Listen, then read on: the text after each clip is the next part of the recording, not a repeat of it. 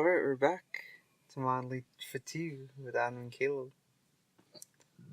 Welcome. Should we talk about the dude first? That was a fucking What? bad burp. Right when it started, imagine. They're like, what the fuck? Should we talk about the guy that we encountered? Sure. Someone just came up to our car while we were about to leave and threatened me to tow my car, I guess, right? Kinda, yeah.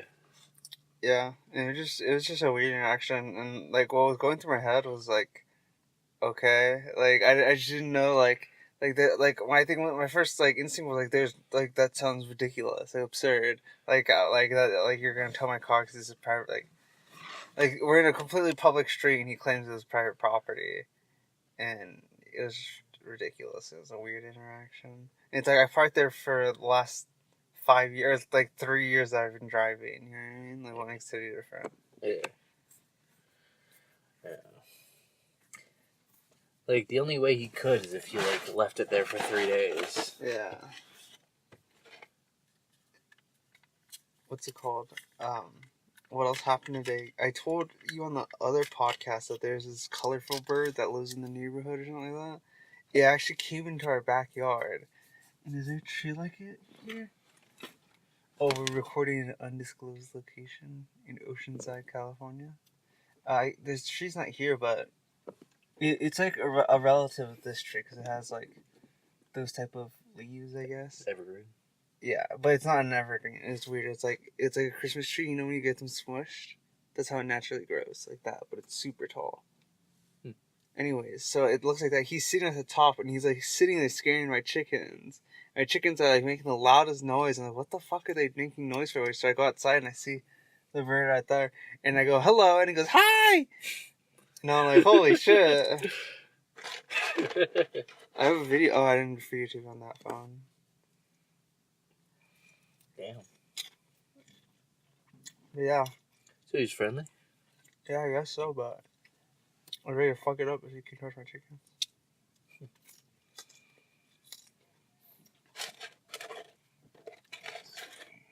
Oh. What? I'm sleepy. You're sleepy? Do you know what time it is? 1, right? It's 2:15. How long have you been awake?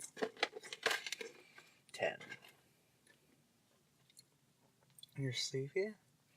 Yeah, I didn't sleep very well last night. I went to bed at 4-ish probably. Or I went to sleep at 4-ish probably. Why don't you sleep at a normal time? I tried to. You didn't smell it? Huh? I did. It didn't work? Nope.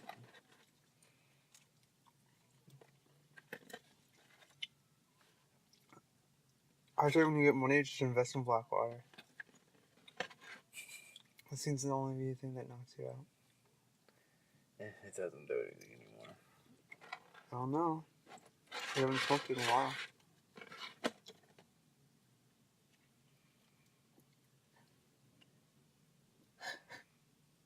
I want a really strong sativa. Why? Taking me out of my fucking mind. I don't think it works for that. I mean, have you smoked sativas? All the time. Have you seen me smoke sativas? Not really. First time when we were first here, we had sativa all the time. I'd be out of my fucking mind. Oh. Then do it. How are you going to sleep? How are you going to sleep? Like going to bed. Huh? Like going to bed. I don't know. Weed doesn't help you sleep? Not last night, apparently. I'm going to bed at 5 a.m. Why? I don't know. Just kind of worked out that way. I'd go for my walk. I'd go out, smoke a little bit, go for my walk, come back, smoke. 4 hours go by at some point, and then I come in and it's fucking 4 a.m. Wait, what time do you go for your walk? Sometimes at 7, sometimes at 12. Why? Uh, Why not during the day? It's fucking hot during the day. So you go walk in the middle of the night? Yeah. Where you can get killed? I don't think there's a lot of people out there here to kill me. How many times have you done it? Twice, and then the third time I went around the block and I didn't have my coat because I thought it would be warm out, and it was fucking cold as hell. You're not doing anything for this month, right? Huh? You're not doing anything this month? Like what? Like, you know how every month I've been doing something? Oh, I've been practicing guitar, doing my walks. I haven't been on the internet. Well, I have, and it sucks. I noticed that I'm limiting my use, but I'm still on the internet. And I'm still using it, like, a little bit. And I'll notice I'll catch myself using it on my need after that. It's boring. You should take up, you should get that bass guitar, or bass guitar. I want a bass guitar. I want this. Huh? I want this type of bass, not this type of bass. Oh, why? Are you kidding? This one's so cool. And did you think I was talking about this one? Yeah. No, I was talking about this one. What the fuck? Those are expensive as hell. That's what I said. I thought you got that for $80. No, I got like a guitar, or electric guitar for $40, and usually they're like $80. And I thought you said you can get one of these basses for the same price. I had no fucking idea.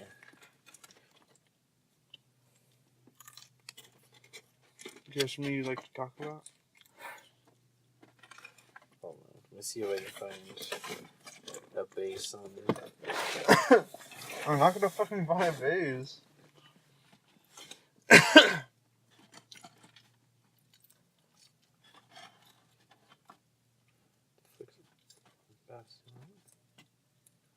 Fix it. Oh, okay. You showed me that Reddit for Wes Anderson. Yeah, I told you about Wes it. Anderson. Yeah. I really like Wes Anderson's style. Wes Anderson.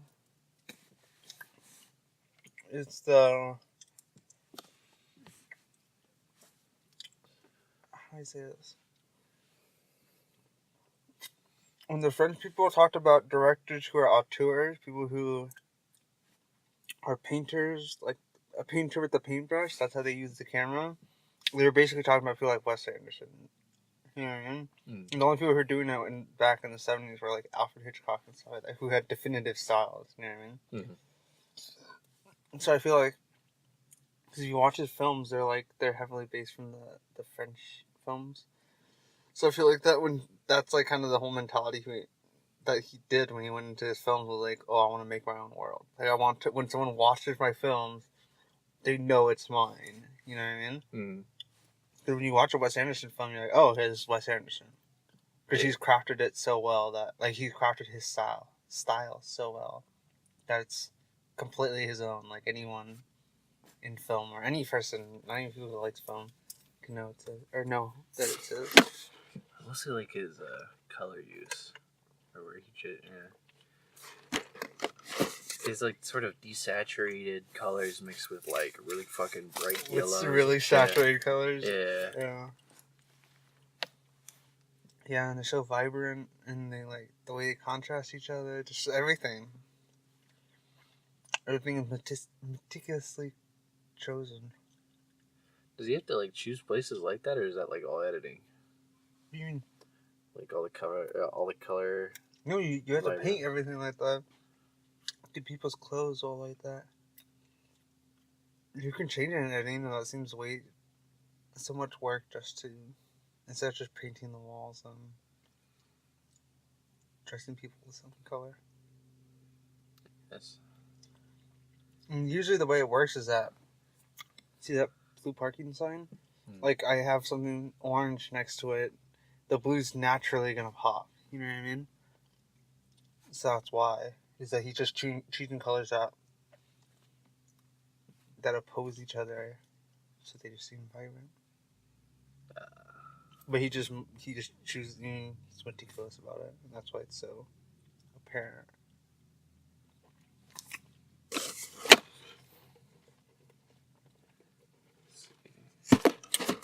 You should watch all his films. Which ones have you watched?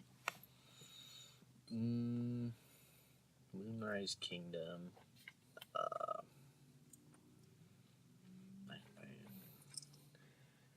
don't fucking know what other movies I've watched from him.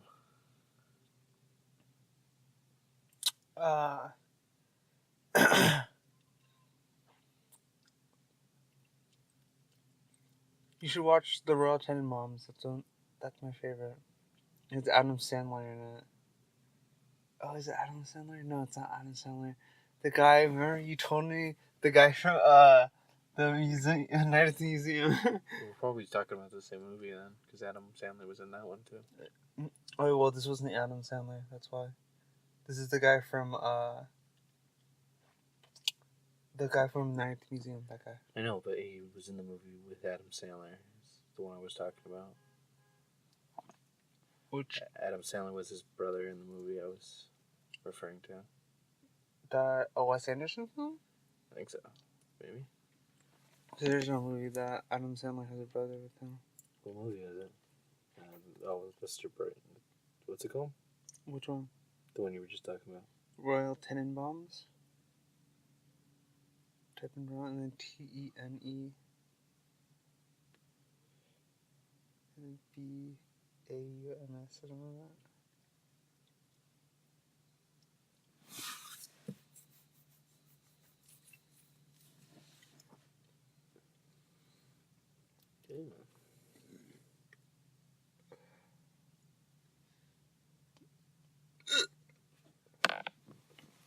Well, anyways, the movie's about I don't even know what it's about. He kind of just talks about family issues and stuff like that. I don't know. It's like Wes Anderson's take on a normal story. Does it make sense? Like there's incest, which is kind of weird, and there's I don't know. There's a lot of stuff that make that really interesting, and it's his take on because Wes Anderson films are usually in this whole otherworldly. You know what I mean? But this one's like a real life Wes Anderson film. Does that make sense? Like it's a real life story, but Wes Anderson's take on it. It's not this fictional story, but with Wes Anderson's take. Does that make sense? Yeah. Like what was it? The hotel one. What is it called? You know what it's called? It just came out. Something hotel. No, I don't know. Fuck, what is it called? But it's something hotel, and that one just it seems like it's real life, or it seems like it's a real life story, but it's fictional. I just like that movie because it's a real life story, or it's a real story. Oh, you want to talk about the movie now? Yeah. Is there supposed to be some kind of subliminal story behind it?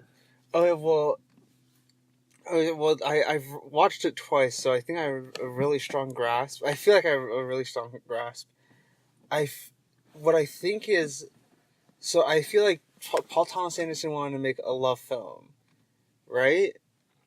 And when I watch his movies, I watched 3 of his films now. And it seems, I don't know, it seems like he wanted to make a love story, and he's like, how can I make the love as strong as possible? How can you show someone's undying love for someone, right? How could he get that across through purely cinematic means, right? He's not, he's trying to impose this emotion within you by just using cinematic means. So I'm like, I think that's what his goal was when he made the movie. He's like, so how can I do that? So I think the piano thing is just a red herring. It's just supposed to, you're supposed to think there's there's meaning in it when there's not. You know what I mean? Mm-hmm. So I think that's just a red herring, and I think the whole interaction with the cell phone is a MacGuffin. That you see him doing all this stuff, but it's really just to show that he loves this woman, that he's willing to kill someone for this woman.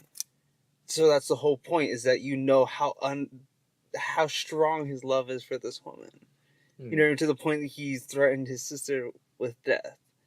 You know what I mean? So it's like, I think that's the whole point of the story, is that it's this love story, and he introduces all these weird elements just to show how strong the love is. The whole movie, I was waiting for the part where they're like, "Oh, this guy's fucking crazy, and this is all delusions." Yeah. Because it plays like that. Yeah, it's very subjective. It's very fucking batshit. Yeah. I remember when he got hit by the truck, you could see that there's like 2 wheels were missing off the car. Yeah. And he just fucking drives to the hospital anyway. Oh yeah, but that's once again, I told you about that last, or did I tell you about? I don't think you did, but a possibility for emotion. You told me about that. So it's just like that. I was thinking about that while it happened, but still, it's like he does it so many times that it's just... Well, exactly. That's like a direct thing from like Alfred Hitchcock. It doesn't matter, because the whole point is to get the emotion across. Like when I watched the movie, I felt emotional, or I felt his love for this woman. You know what I mean? I didn't feel in the slightest. Really? The whole movie, I was thinking about how like this guy's gonna fucking like murder someone. Yeah. This is all. It plays out like a schizophrenic delusion. The way he talks, the way he acts, like the pudding thing. Nobody like really acknowledges that there's actually like air mileage on those pudding deal kind of thing. They just kind of agree with him to get him to shut up. Yeah. Like, they never actually acknowledge it, besides the fact that, like, why do you have all this fucking pudding? And it's really sort of... No, he does acknowledge it. And he even confesses to her what the meaning behind the whole pudding. Like, I feel like a psychopath wouldn't do that. Not psychopath. Or... schizophrenic. I don't know. What a schizophrenic would do. Because schizophrenics, they're known for... They're known for stuff like, in Horace and Pete, one of the characters has schizophrenia, and one of the scenes they show, he's like, it's the middle of the night, and he's up filling just all the cups in the cabinet with water, and his dad comes out, and he's like, "What the fuck are you doing?" He's like, "I need to fill up all these waters, or the world's gonna end. Yeah. I need to do this," and he fucking like hits him and shit like that. But that's that's another shit. That really like reminded me of like, I need to collect all these puddings so I can get on this airplane and go somewhere. I can collect all these miles, and it's only 99 cents for 4 pudding cups. And... I know, but it's not as abrasive, I guess, as that. It's more like he's like, oh yeah, like he's like, this is like currency. That was his justification. Was that like that flying is so expensive now that these miles themselves can be money, and that's the only reason he just saw it merely as an investment. Yeah, but he's the only one that ever actually like deals with the pudding. Yeah, because he's the one. She didn't tell anyone. Remember, he tried not to tell anyone. I think he told her. Yeah, he told her because he loves her. And the guy like physically went to go get pudding with him. Well, yeah, that's the guy he worked for him. You know, he owns that company. So your boss tells you, "Come with me because I need you to buy me 200 puddings." You're not going to question it. You're just going to do it so you get paid. Like, it's not just the pudding. It's like everything put together, sort of. No, I see. It's justified for me. What you call it? There's also multiple times during the thing where he just says the wrong word, and it reminds it. He almost talks in a nonsensical way during times. Yeah. It reminds me of word salad. What's word salad? Word salad is a schizophrenic symptom where they'll just sort of they're talking and it's like grammatically correct, but it makes absolutely no sense. What do you mean? Like, give me a sentence. My sister went to the mall, and the black guy at the kiosk was like, "Hey, dude, can you stop?" And she said, whatever. And they just kind of went on, and they went to the Macy's, and they're like, "Holy shit, there's a lot of toasters here. And they're all free." What are you saying that's wrong? Does any of that make sense?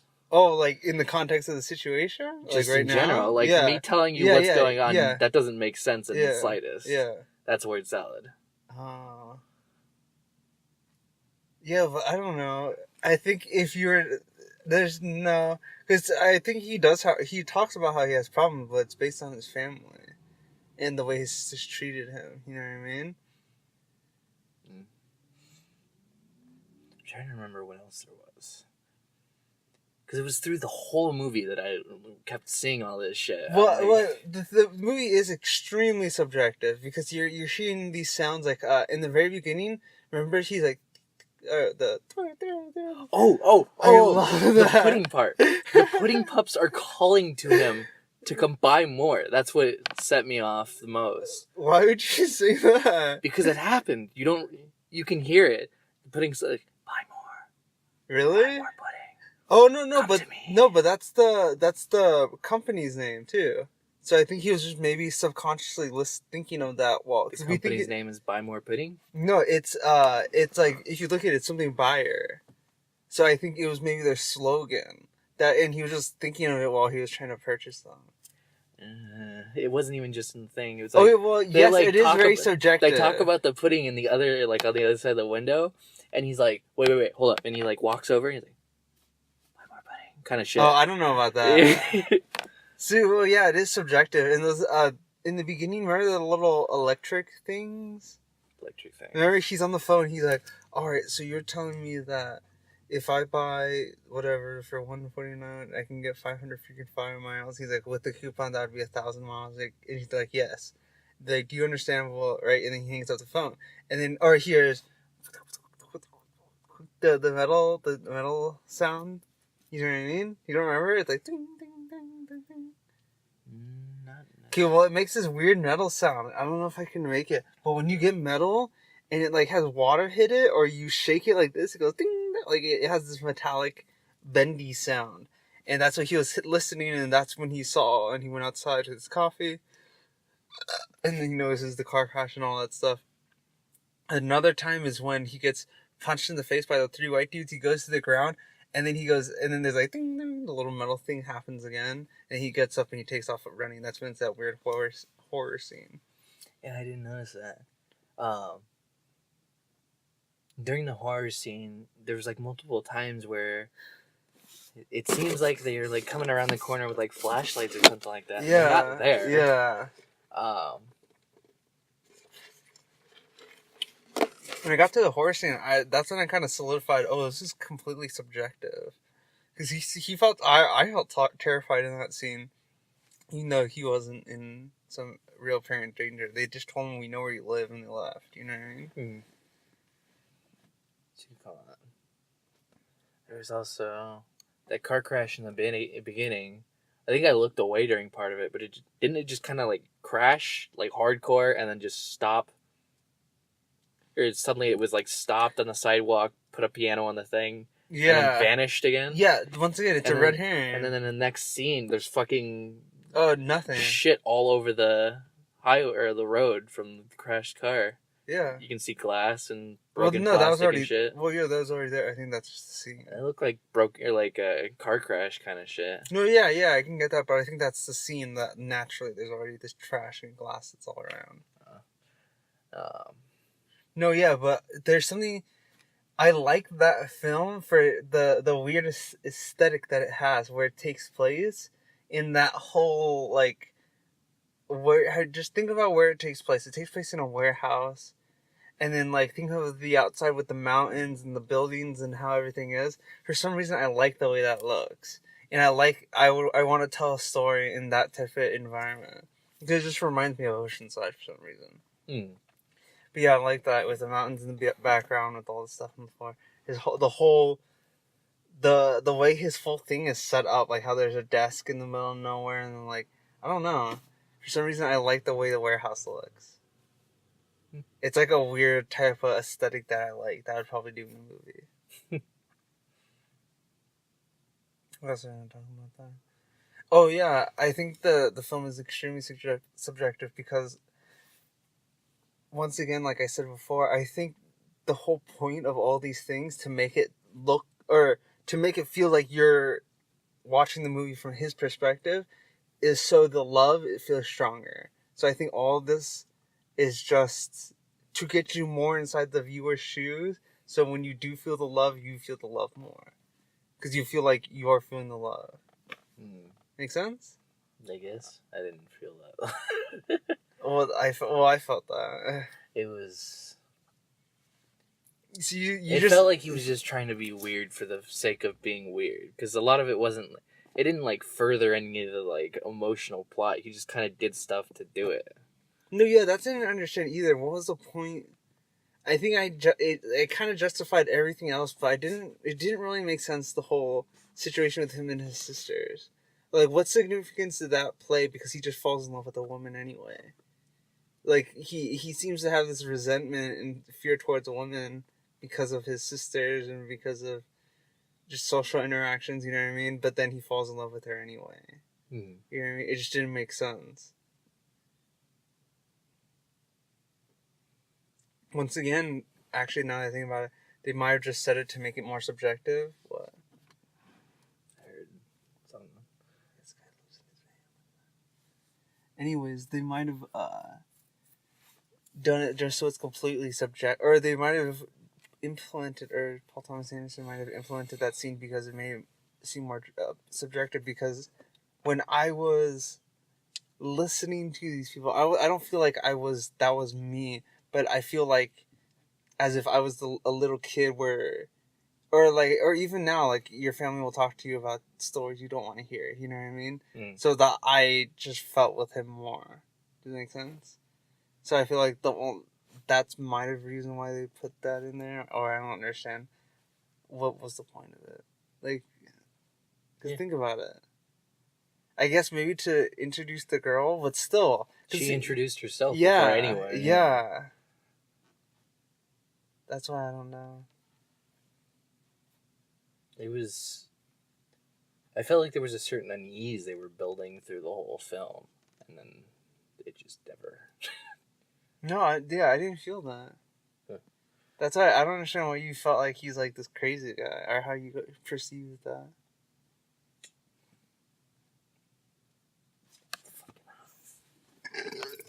It is.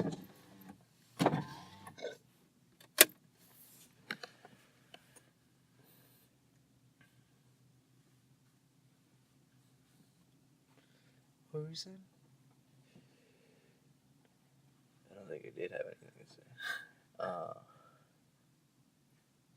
Let's see. What do you think the suit was?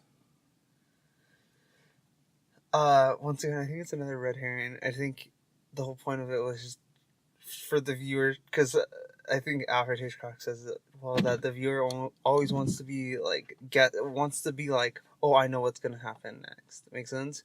So I think he just put the suit so they're like, oh, I know what's gonna happen next, but the suit had no inherent value. Like, he was just wearing it. So I think that maybe, because the whole point of film is to get rid of the boring parts of life, you know, and just leave the interesting parts. So I thought maybe this is an interesting part of his life in which he just happens to be wearing a suit a lot, you know what I mean? And it just fits well. That's what I'm saying. It fits well with the aesthetic because he just seems so out of place compared to the whole, what did I call it? Warehouse. You know what I mean? I noticed the second scene after Louis is like, why the fuck do you have us? It was like the second day, I think. Yeah. He had a suit on. Yeah, and then it went away again. Yeah. I didn't understand that either.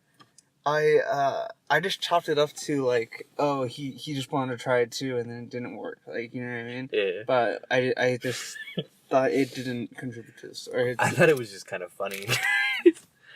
Yeah. Like, he's wearing a suit. I guess I'll wear a suit. Yeah, I'll throw it on. Yeah, but I don't know. See, I just chopped it up to it being like just any other day that he just happens to be wearing a suit during this time. But yeah, that's a perfect example. It's the suit with the warehouse. That contrast is what I like, and that's like probably that is an example of the type of aesthetic that I want. I would want to have these films in which there's just extreme contrast. You know what I mean? Whether it be with the suit in the warehouse, or whatever. I'm trying to think. A soft rugged or a soft playground and to be a rugged person. You know what I mean? That's how I'd want my story, or the feel I'd want for the type of stories I'd make. Because I don't know, I just like the way it looks. I didn't dislike the movie, but I think if I made it, I would have put a lot less bullshit in there. Like what? Just the Or stuff. what would you get rid of? Probably all the stuff that just is there to fuck up the canonical sort of, like all the wheels falling off and stuff like that, and then he drives to the next scene. What you call it? They make a big deal about the fact that he can't get the miles to go to Hawaii, and he just does it anyway. Yeah. And they don't talk about his like financial problems, even though that's been brought up quite a bit. Yeah. And this goes back to what you're saying, plausibility for emotion, and yeah, I think you are right that nowadays people are such like critics. Like there has to be that's too vague of just like, oh yeah, even though half their car is gone, yeah, they're in the hospital. Or he just said he's broke as fuck. He pulled out $500 and he managed to still fly to Hawaii. You know what I mean? Yeah. So it's like there has to be either to get rid of the element, simply just saying that isn't a lot of money. You know what I mean? That line, just getting rid of that line. You know what I mean? So he can fly to Hawaii. Yeah, I guess there's little stuff that could be fixed, but I don't know. I think the whole point is that these people are kind of crazy and that they fall in love and that they're rash. But that's what I want to say. I love there's like, how do I say this? They're just, I don't know, just though it's like there's nothing really inherently special with it, but he uses a lot of cinematic techniques that are just so good that I just like. And like right when was it? I don't remember. Remember when they come together and they kiss and they make the heart and there's people passing by? I think so, yeah. Yeah, it's just... I saw that. That was a cool scene. Yeah, and the way I thought of it was like, okay, I'm imagining two swans in a pond. And all these swans look all the same, you know what I mean? But you know the two swans are in love because they come together and they do that. Wait, that's how I perceived it. Swans in a pond, or... Yeah, in a pond. I think I just totally, like... What? Projected something on you. I was thinking about the scene where they're kissing and it's like their silhouettes and then all these people come. Yeah, that's what I'm talking about. Oh. I'm saying that's how I interpreted the scene. You know what I mean? I interpreted, so there are all these bodies, right? And they all look the same. They all look like human bodies walking by. But the two of them that come together, are main characters, right? And they come and they eventually at the very end they make the heart. And I perceived it as if they were swans, you know what I mean? They're in a little thing and, you know, they all look the same, you know what I mean? But, you know, the two are in love because they come together and they make the little heart. So that's how I perceived the scene. And then also, like, the little thing, how you did it, where, like, the very end where it comes in from the circle and it follows their hand. There's that. What else was there?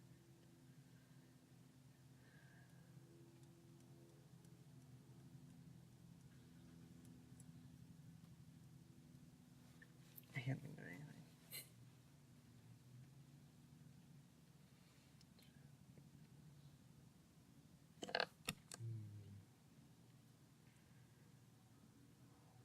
What else is there? I'm trying to think of more visual things.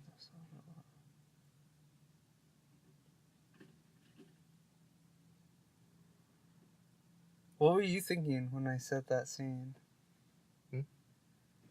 Oh, that scene? I think it just kind of... I didn't, like, think of anything. I just kind of liked how it was shot. Because it's just the two of them. They kiss. And then it establishes that, like, they're in public and all these people go by. Yeah. Yeah, I like that. What? There's something else. I was sick. So they go to the table, right? Right after that scene. They're sitting, they're eating. They go back to the hotel. Oh, the colors, right? The colors he used as a transition. The first time you saw the colors was... Remember? He's like... Oh, that's another thing. Once again, what's very important isn't what is, like, how do I say this? isn't like the scene, it's what's happening in front of the camera. You know what I mean? That sounds ridiculous, but you'll see in a lot of movies that, I don't know, it's just so choreographed. You know what I mean? But he choreographed it in such a way that if you think about the very beginning, remember when he's kind of like, he's kind of like this, and he's like, I don't know, and it's like, and it's like you're thrown right into the color mashing in the very beginning. You might want to pull it up on your phone. You want to relook at it. I don't have Netflix on my phone. I can't. Oh, go on YouTube. YouTube will have the... Just type in "Drunk Punch Love," beginning like title or something, or beginning. I don't know. But I just loved. Oh, you don't want to waste time. I just love the way that he plays it a little bit, right? And then instantly hears this song, right? And then he plays a little bit, and he's trying to like figure out how to play this song that's in his head. And then he's kind of like, huh, if you think about real life and the way this is happening in real life, not on camera, it's weird. Yes, I'm still. Oh, this isn't. And what was this? I don't I'm think that's looking at it. your What is advertisement. This for isn't the a very promotion and giveaway. You didn't watch this? Yeah, it's hard to I understand remember because it says in addition to. This is but what I was I telling can't you. Exactly You'll hear the understand metal in watch. addition to what? Because there's actually nothing to add it to. I think that's a typo then. Okay, so just to clarify, I'm sorry. 10 purchases of any of your Healthy Choice products equals 500 miles, and with the coupon, the same purchases would value 1,000 miles. That's it. Well, do you realize that the monetary value of this promotion See, this is what I told you, is that, like, potentially he- worth more than the purchases? See the metal. I don't know.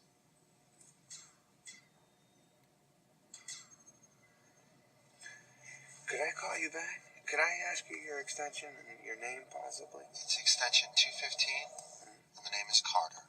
Carter. Thank you very much, Carter. All right. Bye-bye.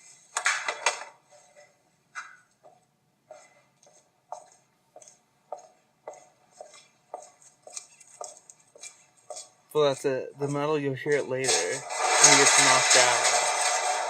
And you hear that. And then he just takes off running, and that's when the horror scene happens. But it's not going to be in here. It's like 10 minutes in. It's like, remember when he starts to play it just a little bit? That's the scene I was talking about. Yeah, I don't see what the crash looks like. Oh, yeah, this is weird. And I watched it a second time, and it still scared me. Look at that. It looks so pretty. Like, that's how I'd want, like, I don't know why.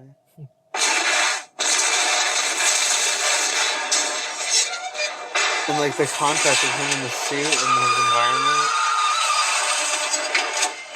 Oh, so it's a totally different car. Yeah, that drops off the piano. You didn't get that the first time? No. Yeah. Yeah, it's a separate car that comes in. Here, let's see if I can find the clip for you.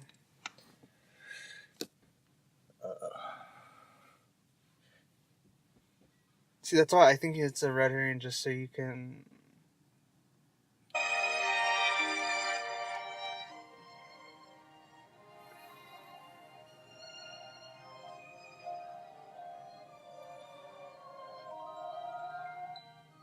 But it's Z. See this? I thought... I didn't know if it had any significance in the film or if it meant anything. I remember at the end, and I remember it sometime during the movie.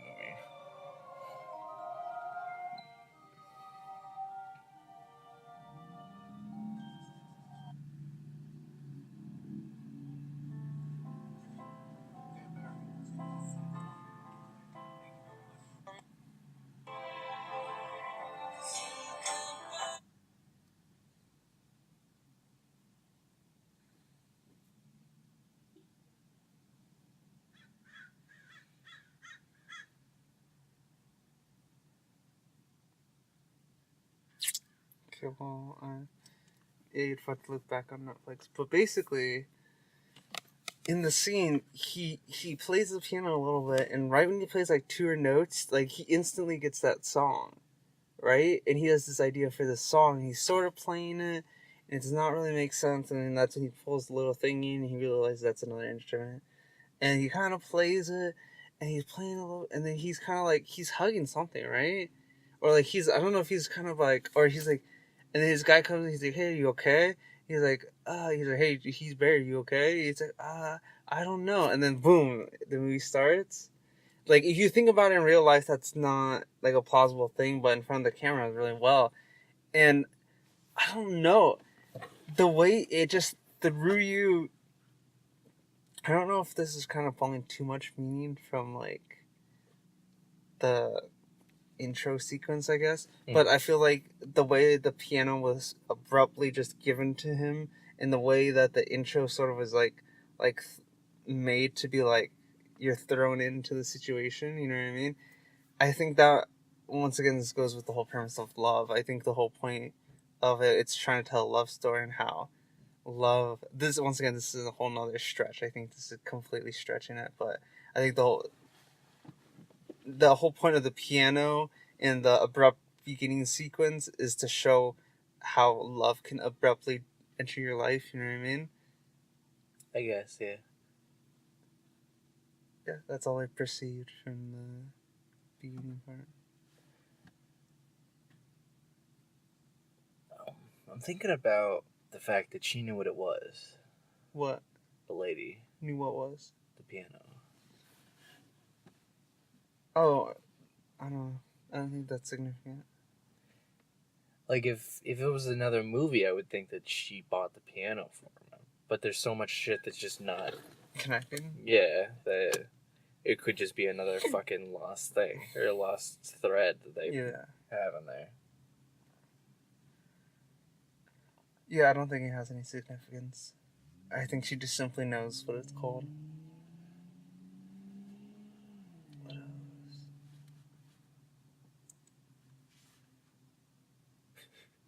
I don't know, but I think this is a good time to start talking about what I thought was writing. So, because we watched this, or because I watched it last night, I started writing, and I was thinking of this movie, okay? So it's heavily based on us, right? And I think I'm gonna make movies that are gonna be heavily based on my life. Like if you watch Woody Allen, like you kind of know that this is basically his life. That you know these are real life situations that happen to him. So I think it's gonna be my films are sort of gonna be like that. But I also don't mind being paid to just do like a blockbuster film that I can do myself. You know what I mean? Mm-hmm. So say they have like a good story and they're like, "Hey, we think you can direct this." Like, oh hell yeah, if I'm gonna get paid well. You know what I mean? So I think I was just thinking about that. And so in this movie that I was writing, I decided to write because the last two that I tried writing weren't really about me or anything about me. I was just trying to create a story. But this one's more based in like our situation and how we live together. And so what I thought was sort of like that piano thing, how he plays a little bit. And so I'm like, okay, I got that, like how this person can listen to an instrument and they can hear a song, you know what I mean? And that they might be so obsessed with the song that in their head it slowly starts to form into a song. You know what I mean? Throughout a film. That's what I thought. Then I'm like, okay, what if I got that idea in Oceanside? Okay, I'm like, how can I put these ideas together? I'm like, okay, two men, they're just hanging around Oceanside and they decide to go to Stage Brothers. That's what I told myself. I don't know why. To grab beer. I don't know why they grabbed beer. And they decided they want to go to the beach to go drink. And I thought, okay, maybe they go to the beach and there's scenes in which a lot is revealed about the first character who's driving, right? And he's talking about, oh, he's in love with this girl. He's playing an instrument. He's trying to persuade the second person to pursue his arts. Because the whole premise of the movie, I thought, was to be like, to show this man who is essentially a normal person, and you would see his progression to fame, I guess, essentially, right? But you would also show his brilliance through the sound in which I showed you there, or I told you that there's like a slight sound in the beginning, and he just instantly has a song in his head. So throughout the whole movie, you realize he's brilliant because he's kind of making this song in his head that is going to be eventually beautiful by the end of the movie. You know what I mean? And that's the whole idea that I have for it so far. So I thought he's revealing a lot about his character. He goes, they're drinking, whatever. He crashes. They end up in the hospital, right? The guy dies, and they literally don't have anyone else. It's like they had a room. They literally shared a room together, similar to like we did. And he's left now with this guy's keyboard. He uses the keyboard, and that's when he finally discovers his musical talent. You know, he plays it a little bit. Then he's like, oh wow, then boom, he has he right away. The song starts to mesh itself together. And then I thought, okay, how can I impose myself onto the guy? And I'm like, what if he had chickens? All right, so imagine he had a couple of chickens, like 2 or 3, right? And he decides, I'm gonna go. So he plays the piano for a little. He goes outside to go to take care of his chickens. He plays on Cortex, and then he smokes, and he just takes care of his chickens. And like because of the song that he kind of mixed together with, and then with Cortex, boom, like because if this film were to be made, I would want the soundtrack to be custom, and I would like to direct the soundtrack if that's possible. So I would probably give him Cortex, and then give him an orchestra, a bunch of ideas, and I would have him make original music with these ideas that I have. Does it make sense? Mm-hmm. So I'd want this sort of Cortex piano sort of thing. I don't even know what it would sound. You know what I mean? Mm-hmm. And that's what I'd want him to be playing. And so that's I guess essentially the first act. And then after that, after this, he takes care of his chickens. He has to go on the bus to go to work. All right. He gets on the bus, and this is all I have written so far because I think this is when you can help me. So he gets on the bus. He starts driving, and literally right as he starts driving, he notices a girl getting robbed. So he pulls on the little thing, and at the next bus stop, he gets off, and he starts running. And I don't know why, but it just seems so I like it. Huh? It's cool. I like it. Yeah. So at the very next stop, he gets off, and he pulls it. He jumps off, and he runs. I don't know. It just seems so like theatrical. You know what I mean? Mm-hmm. Like, and so it would have to be choreographed. And I just think it'd be such a cool idea. So he gets off the bus, he runs, and he goes and saves her. Essentially, they introduce himself, and this is essentially the love that's introduced. You know what I mean? Now I don't know where to go from the story from here. So now the story is there's this guy, his best friend just died. He doesn't have anyone, you know what I mean? He only had his best friend who lived in his room with him. He has all of his stuff. He has to go, I don't know where he's going to work, so I'm trying to think where in Oceanside, where would he work that fits his character? Now, the type of character he is I guess he's essentially me, right? He's someone who wants to do art, but he I don't know if I want what kind of artist I want him, but he's some type of artist, right? But music is his new art, you know what I mean? And that's what essentially he's pursuing. And yeah, I don't know. I don't know what type of job he would have, and like I don't know. What sort of, I guess, motif are you going for? Like, I don't know. So I guess like the guy gets good at music.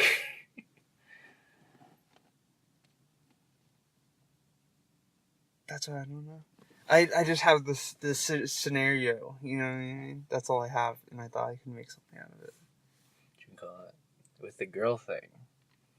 You know how you're talking about how you can't really have just like a platonic, close relationship with women and men, without them being sexualized. Yeah, you could. It doesn't seem like a romantic plot would be central to the story, so you could go off that and make it more of a platonic relationship. What would be your purpose? Just to basically state a message about how, or make the relationship about the fact that they are not romantically involved, but they are very close, and have that be what their interactions are about.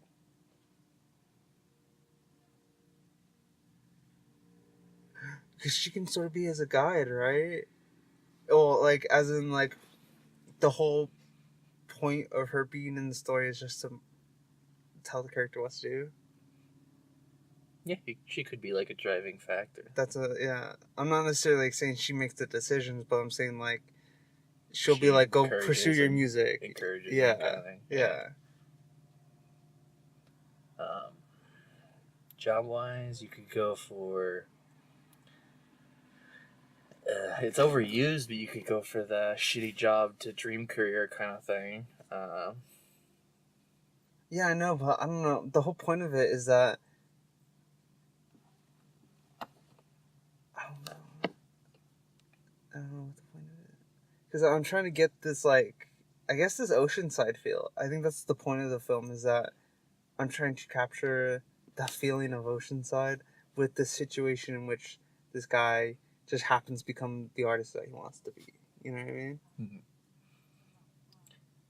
I'd say nothing's more oceanside than the burrito shops for working here. So you think he's working for like a Mexican a restaurant? Yeah, like at El Burritos or something. He could. Yeah, that'd be perfect. It's funny because I was thinking about it. I was thinking on like, would he work at like Home Depot or like Walmart, or like what kind of jobs in Oceanside are kind of like only? And then I thought of Rubio's or Ruby's and Pier. And I know I don't think he would work there. Yeah, I think that's actually kind of good because that kind of. So I thought, so what? He goes to his jobs at Rubio's, and what happens? It's shitty. It could be shitty, I guess, just a contrast between he's going from this to a musical career. You could have him like his job, and part of the story is about him giving up this sort of lifestyle he likes to pursue something bigger.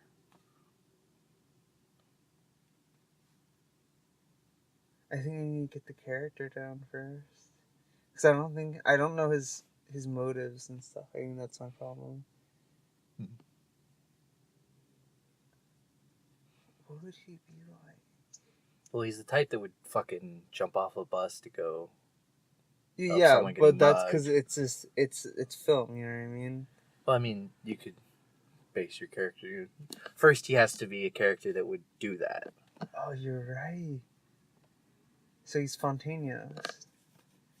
Yeah, spontaneous. What Maybe else? Oh, in the hospital, right? What can I reveal? hospital.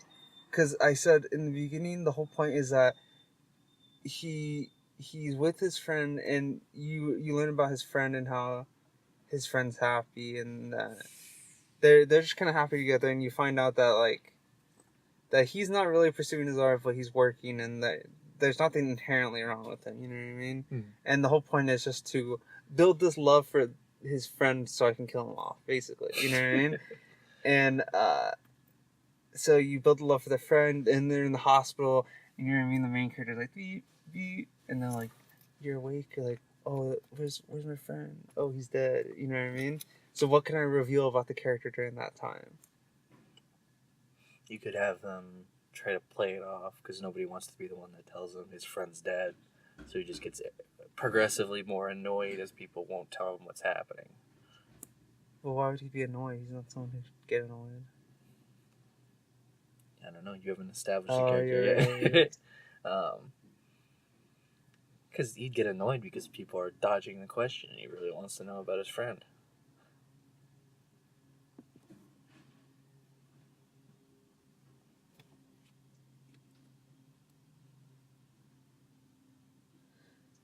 I could, but that doesn't seem that like you just got in an accident. Oh, I guess once again, plausibility for emotion. I don't even think it's nearly really just throwing out plausibility. Like, he just got in an accident, his friend died, he doesn't know what's happening, and his family doesn't want to be the one that, or the people no, he around doesn't even him. have family. Yeah, The people around him don't want to be the one to tell him that, yeah, your friend's dead.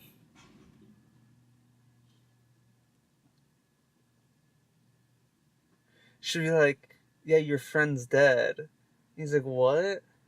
They're like, yeah, we don't want, or like, they're like, oh yeah, or like the gentleman who was with you died. You know what I mean? Because they don't know if it's his friend or whatever. And then I thought, what if he starts like, I don't know if that's too dramatic, but he starts to get out of his chair, and then like he's kind of like, he leaves the room, and he starts kind of walking down the hallways, and then that's it. Is that too dramatic? But the whole point is to show that this man is overwhelmed by the death of his friend to the point that he rips out all these needles inside of it or whatever's all the stuff hooked up to him, and he's seeking out his friend. That's the emotion I'm trying to get across. Because I'm trying to show him that like he's someone who would fight, right? Or would that be too much of like a stretch for the beginning? I mean, if you're gonna establish some spontaneous that fit,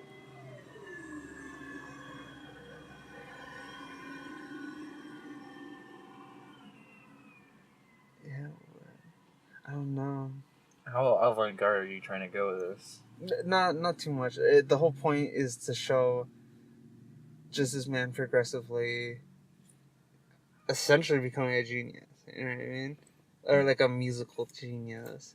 But I don't know. Now that I'm thinking about it, it doesn't like. Now it's kind of like. I don't know.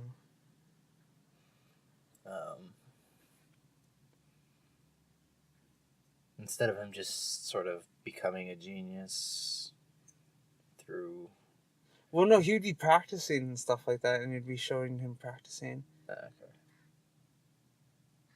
But like while he's doing these mundane things, you'd hear this song sort of being creative. You know what I mean? So like maybe he's doing his laundry, and the sound of the piano, or like the scene opens up and this meshed sound of a piano starts to play. You know what I mean? And then slowly he's like doing stuff around his room or something. I don't know. I'd say keep the pianos like in the shots, just to show how dedicated he is at practicing. Because it's like if he's doing laundry and there's a fucking stand with a piano next to it, and he's just over here kind of shit. No, I'm talking about the. It's in his head. He's developing a beat in his head. Mm-hmm. I guess, but musical genius is like that's what I hear. Learning to play the instrument, not necessarily That's thinking of a beat in your head. Well, that's the whole premise of it, is that he's so good, or that because of the death of his friend, that paying attention to his art is so significant to him that it is like equating, or not equating, but like him becoming better or learning music and becoming better is kind of like him sort of redeeming the death of his friend, because in the beginning his friend's like, you should pursue like what you want to do, like you have one life sort of thing. You know what I mean?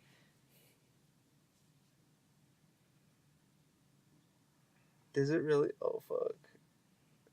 Does it really not show the beginning?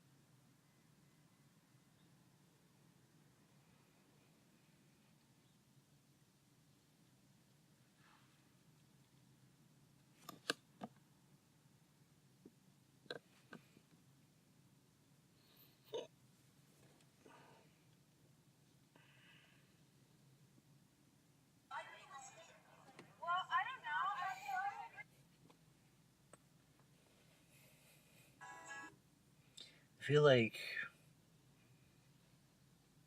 the whole friend dies and this spurs on some big life choice is overused. I try to sort of play with it a bit. Like with what? Like maybe have a point where he questions the fact that he's moving forward in his life based on the whims of a dead friend. I guess sort of some existential kind of why am I doing this kind of thing.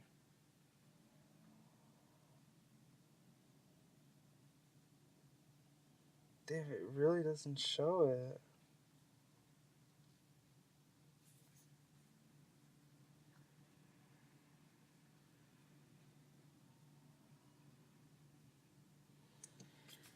Yeah, but in the beginning, if you could listen to the beginning sequence, or the beginning part that I was talking about earlier, like right when he plays it, like there's the sound of it, the song that wants to be made, and then you could hear him playing it, and it's like he's sort of playing it, and he's sort of on the right tune, but it's like the wrong keys in the wrong order, you know what I mean? Hmm. And that's essentially what I would want, is that like he's kind of hearing this song, but when he plays it, it's not really like it, you know what I mean? And then slowly he does play it, and it is like the song, you know what I mean? And then the song gets longer, you know what I mean? And eventually, like, the song is no longer this meshed piece of whatever, or meshed piece of sounds, you know what I mean? It's a cohesive song. And I would be showing that, and that would be just in his head.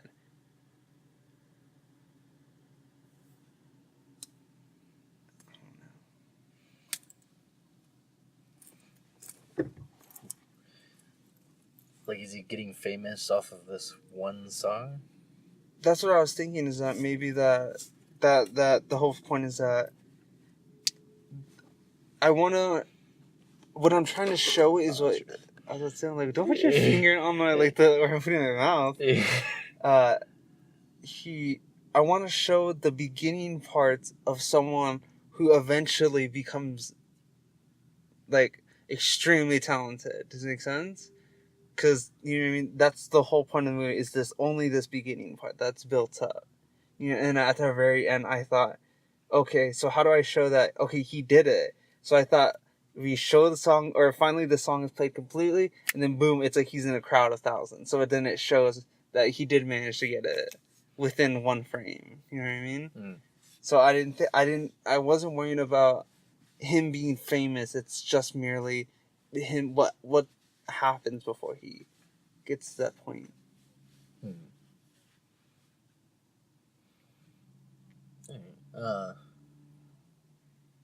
Have you ever heard the thing where if you're not writing about the most interesting part of this person's life, then why are you not writing about it? Yeah. So you have to make sure that whatever's happening before he becomes famous is more important is more interesting than if it were after. Oh. See, if you're not gonna go as far as the famous thing, you have to find a lot more substance in the actual. Yeah. Becoming famous. Yeah. Well, just before that. Yeah. You could go. I guess not nostalgic, more of a romanticized view of. You're going for a more romanticized view of Oceanside, basically, right? Yeah.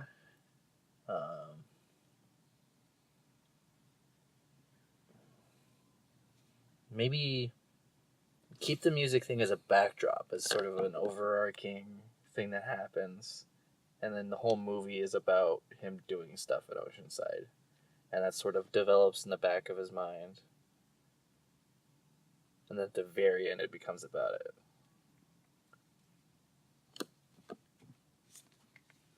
No, because I also want to show choices in which he chooses to do the music over whatever. You know what I mean?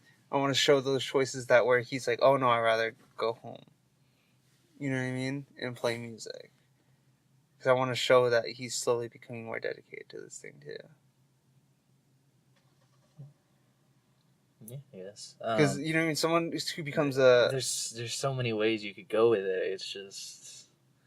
It's like too vague right now to... Yeah, I don't know what to tell you, because my instinct is always, if something happens a lot in stories, acknowledge that and add something to it, sort of, I guess, like ruminating on the fact of something and thinking about it instead of just it happening. Like the character thinks about it. Can you give me an example? I'm trying to think of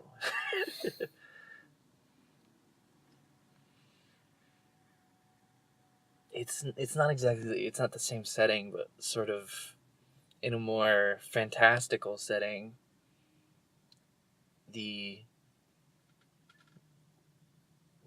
So basic, like, it's your destiny to do this kind of thing. at a certain point during the thing, I'd have some sort of crisis about the fact that he's not doing this because he wants to. He's doing it because Destiny says he wants to, or Destiny says he should. Yeah, how do you show that? Not through story, but how do you show that through film? Film. Breakdowns usually, I guess. That's my problem is I don't like. That's what I have a problem with, like, story wise, is how you get that kind of information out there without just kind of saying it.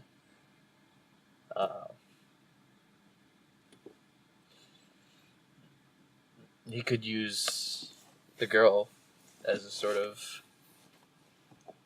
thing to talk at for exposition at what he's, or for,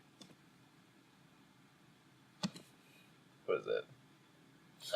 Oh, wait. Like, he's talking to the girl and he's venting his frustrations about. I went back to yours. I'm like jumping all over the place right now. Yeah, it's fine. So he goes to his job after he meets the girl. This is also shows more of him listening to it, right? And the whole premise would be he's working a mundane job that he gets no inherent happiness from, right? And a little bit of the song is played, and you just see him slowly obsessed with it. But then after that, Well, I'd say have him be happy at his job, but it's not going to go anywhere because it's just a taco shop, or it's just oh, a wait, fine. burrito Well, shop. fine. There's nothing inherently visible about him that he enjoys his job or whether he hates it. You know what I mean? I just thought I would just show him at his job doing something mundane, and the whole point of it is that he's listening to the song, like that. When he's not doing something important, he's thinking about what he should be thinking about. That makes sense? That's what I'm trying to get across. Then I thought maybe he goes back to his house because his work is over, and then that's when he gives the girl the call for the first time. Because I thought, what else is going to make this thing, like, just a little bit more enjoyable is I'm going to add little elements of, what is there fucking, I'm going to add little elements that show that it's modern day. So I thought when he meets her, he asks for her phone number, and he's like, oh, you don't want my Snapchat? Be like, oh, no, I like calling people. So just simple like that. You know, so it's like, it's modern day because they talk about Snapchat, but he's so, because, I don't know, just right now, actually the only reason why I thought about this was because I'm not using the internet. So I thought if I met a girl right now, I wouldn't be able to give her my Snapchat because I'm not using the internet, so I had to give her my phone number. So I just thought, okay, maybe if it was me in that situation, it would just be funny to be like, oh, no, I can't use the internet. Or, like, I don't like Snapchat. I'm going to call you. So I thought maybe I do say that, then he gets on the bus, goes to work, the whole sound, goes back to his apartment, calls her for the first time, and then that's when they decide to meet up. Then he hangs out with her for the first time, and then I don't know what happens. I don't know if I establish whether or not they're in love or they're friends or what. And what I learned from that scene. Mm-hmm. That's what I need to think about. What I did think of while you're talking was the way you could show him sort of thinking up the song as he goes. If he's working, have him like play out as if he's playing on a piano, but just have it on the counter, and then have the notes play anyway. So he's like playing it in his head. Yeah. But it's not actually like a piano. Yeah, and it gets a point across cinematically that he's thinking about it mentally. Yeah. You know what I mean? That's actually a really good idea. So anyway, so what I was saying is that he gives her a call.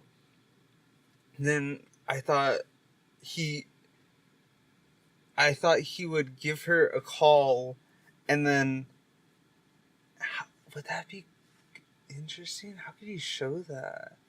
I thought maybe there's this like romantic piano scene. How do I say that?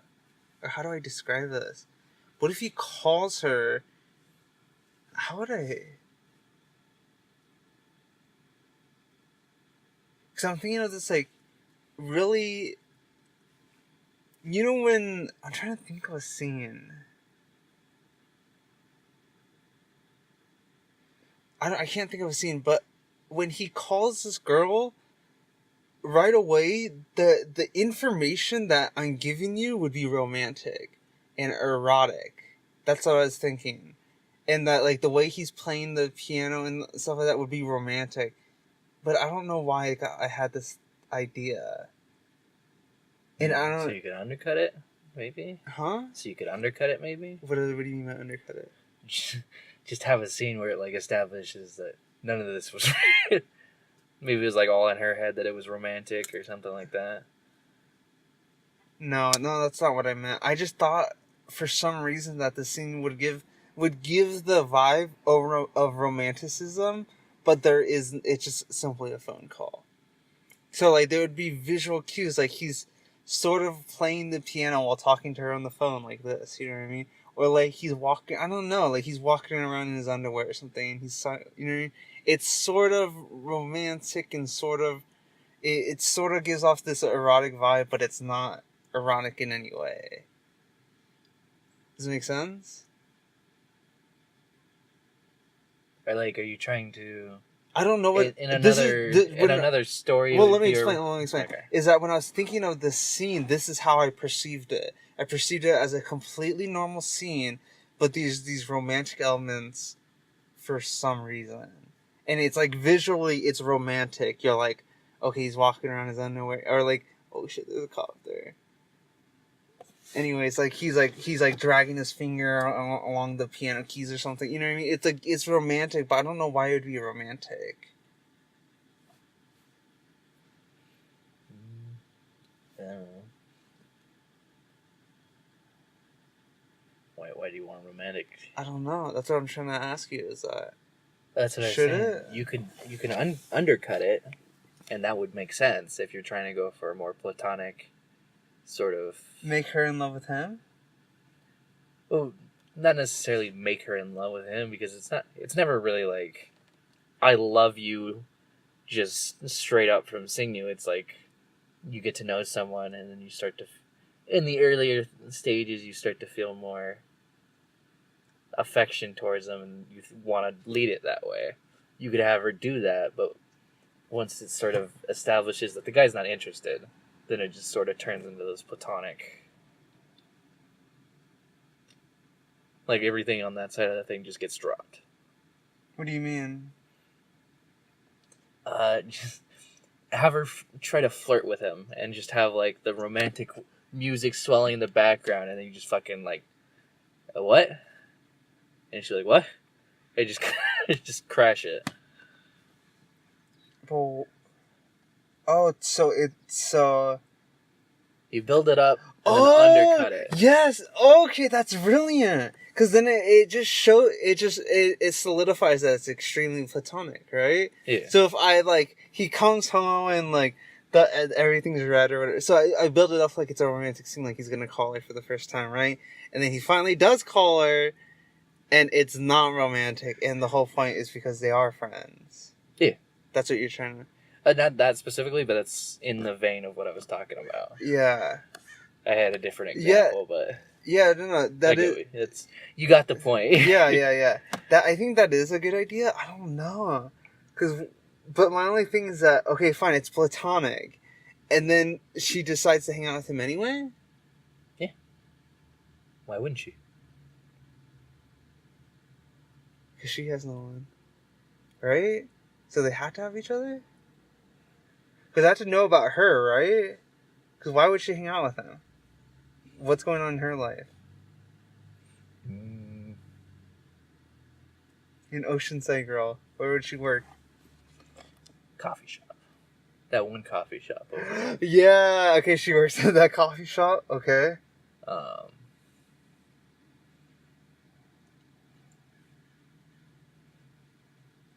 Okay, we don't know anything about Oceanside girls. Let's see.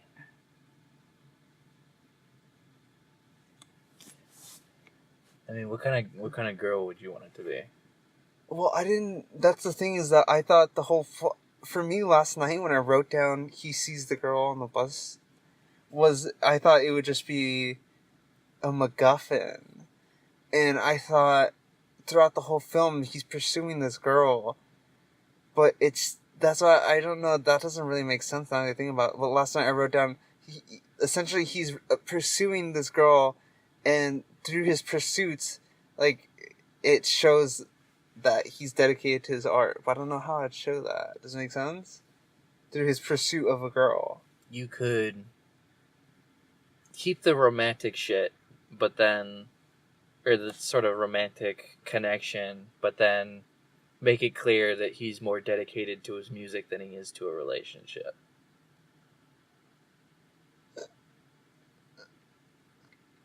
I guess, but that gives it like a bitter taste. Then it's like I built all this romantic stuff for no reason. That's why I don't really like that idea. Like, if I feel like if I built up all this romantic stuff, I'd want it to be a romance, and not just to cut the romance because of this whole genius idea. That if I were to make it a genius, like this guy who becomes a musical genius or whatever, that she stays a friend, and it's just mainly about that. Well, it wouldn't be in there for nothing. It's to show that he's more dedicated to music than he is to anything else, even romantic relations. Oh, maybe that's what I meant when I wrote it down. Because I don't know when I wrote it down, or why I wrote it down. Yeah. Where'd that cop go? No, I think he just drove by. No, he has to take a left. I think he just went straight. I was gonna say, do you want to pause now? Because we've been here for an hour and 17 minutes. Yeah. I'm gonna go use the bathroom too. Okay, we'll be back.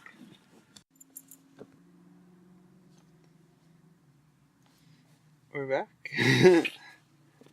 After a short relocation to our second office, we're back recording.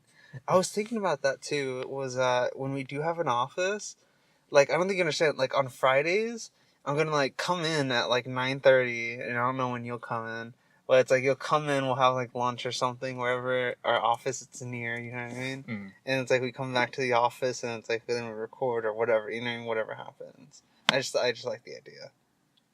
The idea of it tickles my fancy. Yeah. Anyways, let's pack up this bowl. Oh my god. Did you grab the thing from the back? What thing? The bowl? No, Oh, you're gonna use that. I don't know. You want to back first? Every school one here, dude. Didn't I throw my lighter in here? Oh, I did. Look what I did to my lighter.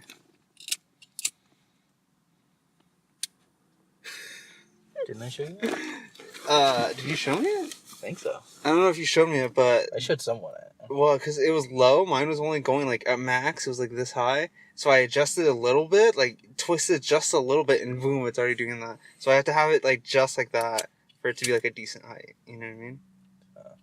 So, did you, like, pry it off and... Yeah, you just go, like, yeah, I'll push show it up and then... Not like this, like put this. it back? Yeah, the little twisty thing? Yeah. Yeah. It gets fucking crazy height. That's why I have it like that. I like it like that. Because the whole thing, you know, can explode when it's like that. We're talking about the lighter. We just did a little trick with the lighter so the flame's like a foot long. I thought we would just smoke and talk about the magazine because I feel like if we're high, we'll think of more. The creative juices will be flowing. Well, did you want to finish up the... No, Yeah. I just needed ideas and you're helping me. Okay. Spur the creative pot. Stir the creative pot. So for that narrative device I was talking about... Oh, yeah. This would be for that fantasy setting that I was talking about, or that I've brought up before. I like... There's a lot of shows that are based in sort of this format where you go somewhere, you learn about the area, you do something, and then you leave. Yeah. Like, do you know what Infinity Train is? No. Oh, well. but I like how much depth through story Dark Souls gives off just by random environmental facts, or like how it does story basically. Okay. The whole story is based through like item descriptions.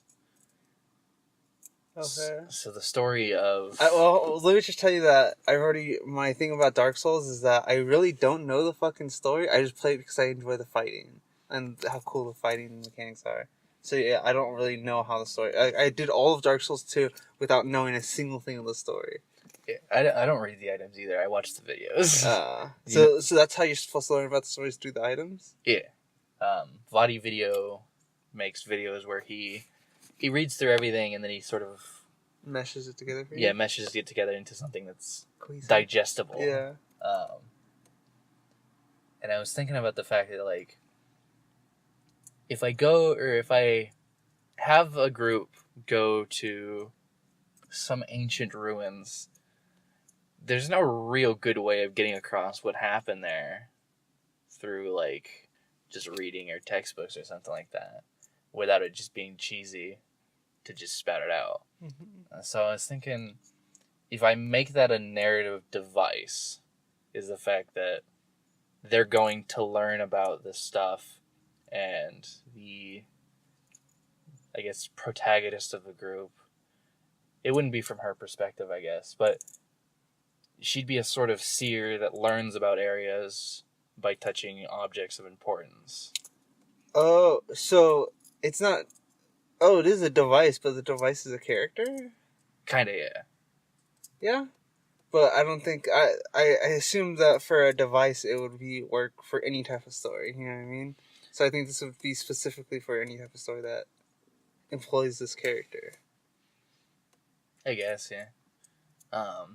Because, like, for like what I was talking about earlier, like a MacGuffin is a storytelling device.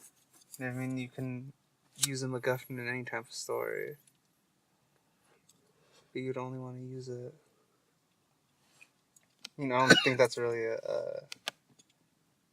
actually, I don't know.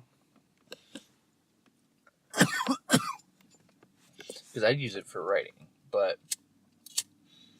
the way I'd use it in writing is sort of in a flashback sort of sense. So that translates more to cinema than... It works in writing, but it's more friendly for cinema. Well, I think that what people severely misunderstand about cinema is they think that it has to do with story or sound. Like, if you really like films, it's not because of any of that. It's because they can use that a director can literally point a camera in certain ways that can provoke an emotion. That doesn't have anything to do with sound or story. That's real, like, to me, that's someone who really knows how to make a film. Does that make sense? So I think that's a big misconception, is that people think that because essentially a movie is a short story. Like, if you, how do I say this? Like, a musician, right? They can read music, but it's not like music. Like, you know it's music and you know what the sound's supposed to do, but it's not music until it's played through an instrument. Make sense? So the instrument being played is a different type of art. The instrument being played is a different type of art form than being written. Does it make sense? And that's the same thing for cinema. I think that some cinema or some stories or some cinema or some story devices seem good in stories, but not as good in film. I don't know what you were saying. I just kind of went on a tangent. That's more or less what I was referring to. Because, like, the strength of cinema is the fact that it's a linear story told through, like, genuine people in genuine areas that you can see and hear. So it doesn't necessarily, if you want to tell something, it's better to tell it through imagery and like stuff like that rather than have a character just monologue, I guess, a story. Yeah. So what were you saying? This would probably be better for that kind of, Oh, okay, so why? because it wouldn't be like the character turns to the other characters in the group and tells them what this object does. It would be more of an inside sort of, you see what's happened kind of thing. Yeah.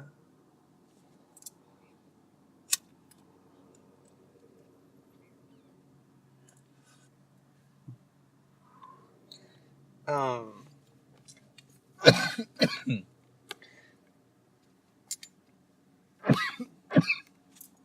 cough at everything now. What does that mean? It doesn't mean you're dying? Dying a horrible death. I don't know. But yeah, no offense, but I thought what you were saying, your storytelling device was a lot special. I thought your storytelling device was being a lot more special, but it wasn't. Well, I told you, I probably haven't thought, or didn't come up with it. I just thought of it.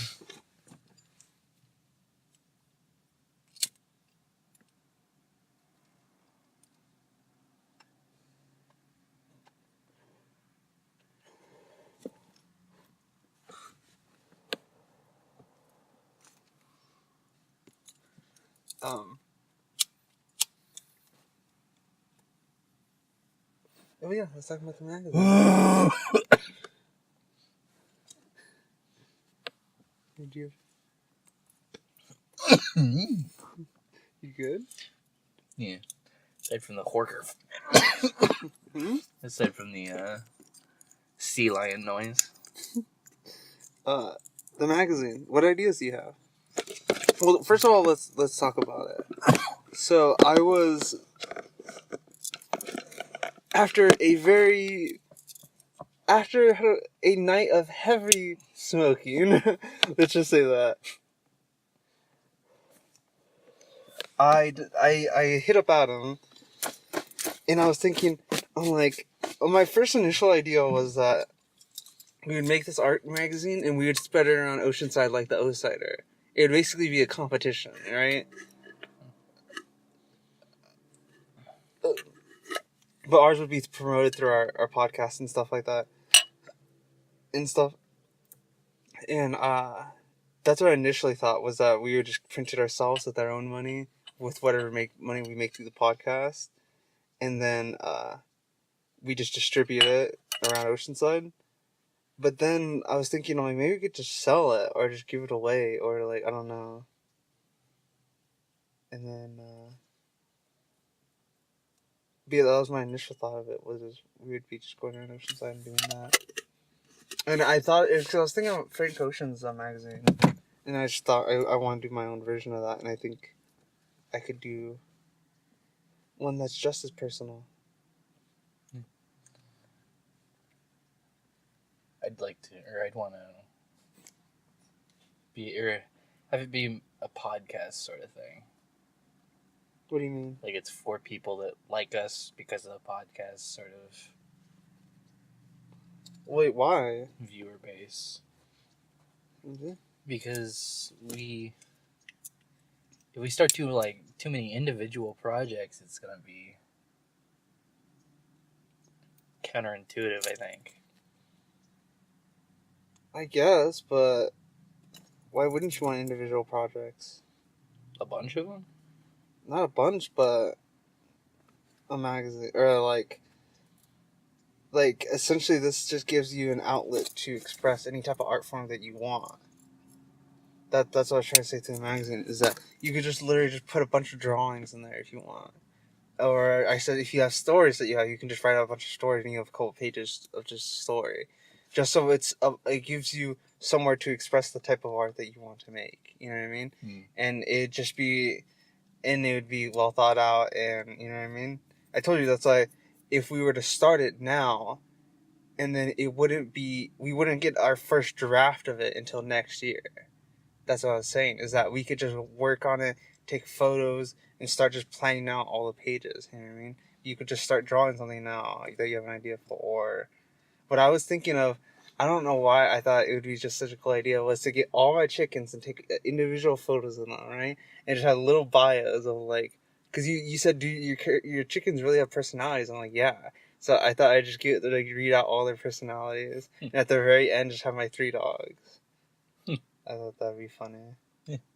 But you know what I mean? The whole point, it would be this type of art magazine that's personal, you know what I mean, to us. And like it just gives us an excuse to put our art somewhere. I don't think it'd necessarily change too much. It'd just be we advertise it to our audience, and we have sort of community things built into it, like Q&As and. Well, I thought, so when you said the Q&As, I just thought just general questions that I don't know. I don't even know what I thought about that when I said that. But I don't know. I don't think I like that idea because I feel like the podcast is just something exclusively just to give us an excuse to talk about subjects. You know what I mean? So that's what the podcast was for a lot of people to see it. I thought the magazine would be just an excuse to give ourselves a creative outlet. You know what I mean? I wouldn't want them connected because their purposes are completely separate. I guess. I don't see why we'd have to put it on like a magazine if we're just trying to put stuff out.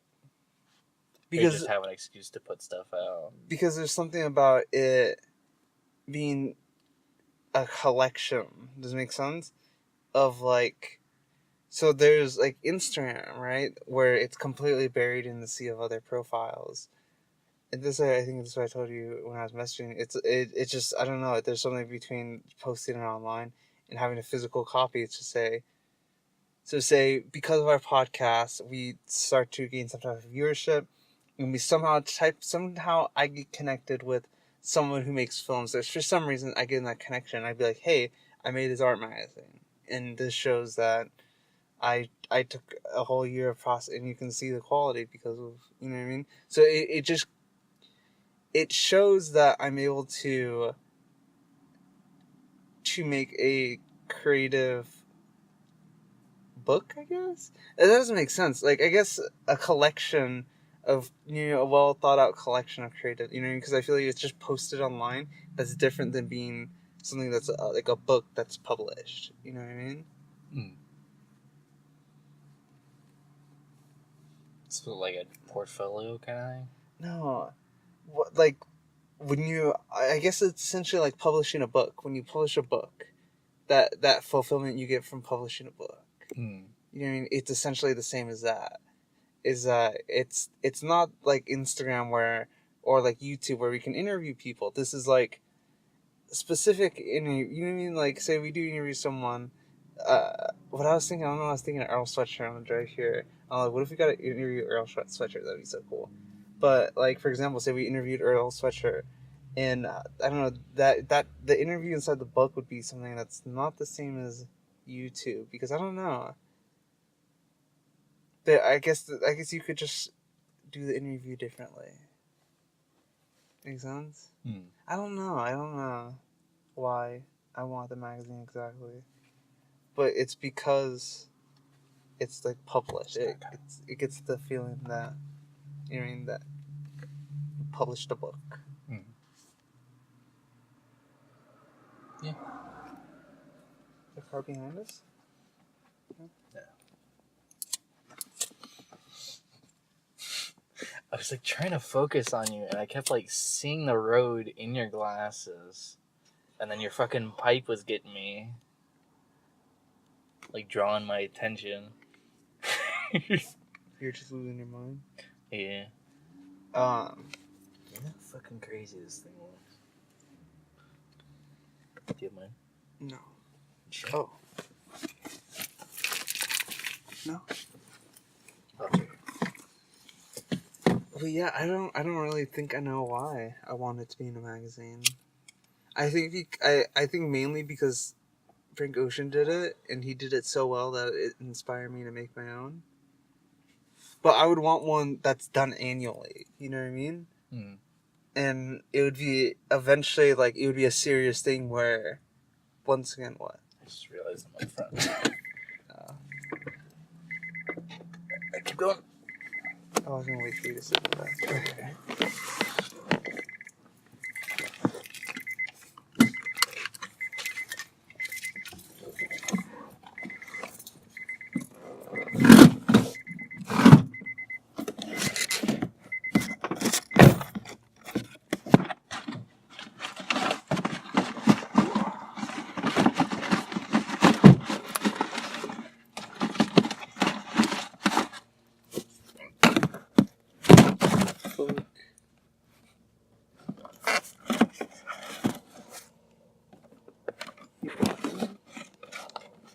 Did you do that?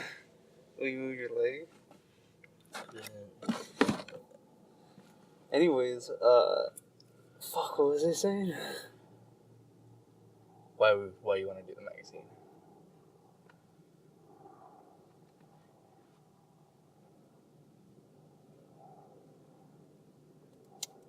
That sucks. Well, I should clarify. It wasn't why you want to do the magazine. It was thinking about why you.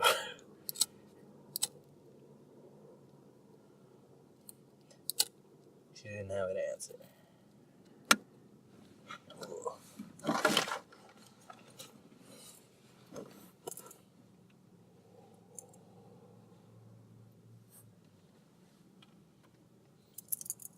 Oh yeah, I think I was going on about Frank Ocean and stuff like that.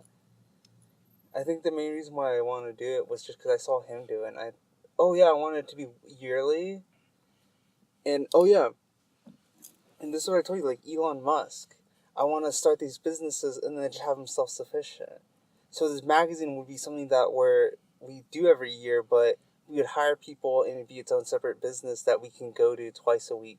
You know what I mean? Mm-hmm. So say you have a piece of art, and you could be working with a team that you're paying and that exclusively does that for you. You know what I mean? And it can be this whole separate thing that you can work on. I don't know. That's what I thought. That's what I wanted from it. Yeah. And then eventually it would be like a legitimate thing where, I don't know, just a legitimate.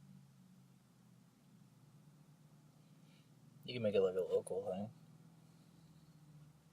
It could be local, but I wouldn't want it to be local. Like, it would eventually have to go worldwide. Like, it would have to be able to go, like, if people wanted to buy it, I wanted to at least ship it worldwide.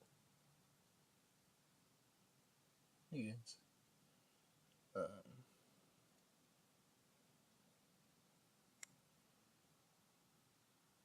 What?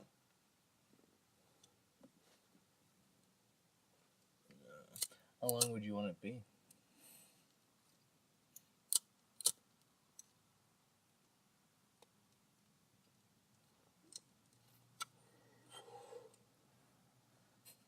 Just watched it come out your nose.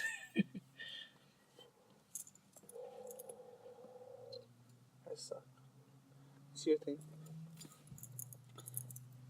Regarding the length of it, I told you I don't really care. That would just go depending on how long we agreed it. I don't care if it's 400 pages like Frank Ocean's, like a fucking book, or if it's like 12, like a little tiny magazine. Like, to me, it doesn't matter. But the whole point is to put like art that we see is truly good to us, or anything that we see that we want to express. I thought of like making a story would be cool, like basically like Harry Potter with Lord of the Rings, one of those basically stories, like a completely total universe type story. And then putting that in there, that'd be cool. And I thought like we could write it together. What else? I thought just basic photography that I'd want to take and put inside. Have that in there. I thought maybe I could try painting. Imagine me trying to paint something good.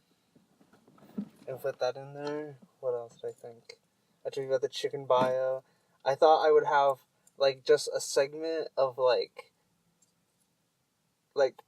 a place where it just gives me like a place to just express thought. Does it make sense? Mm-hmm. Where it'll just be like 2 pages of me just expressing an idea. You know what I mean? At the very end, it's like by Caleb Krabs. Yeah. And that's what I thought was the coolest part of it, is that anywhere we did something, it'd be like by Caleb Krabs, and like the next page would be like by Adam Chamberlain, and like the story would be like by Caleb Krabs and Adam Chamberlain. I just thought like, because like you just see these, how do I say this? Like our characters or us as a character would be seen through whatever we chose on there. It wouldn't be to necessarily ourselves. It would be whatever the art that we chose. Make sense? So people would kind of understand who we are through what we decide to choose on the fucking page. You know what I mean? Yeah.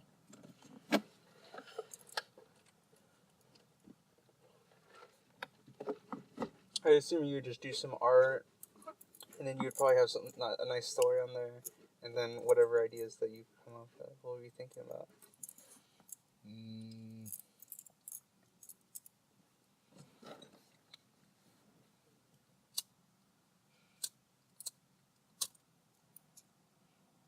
I might do photography just to try it.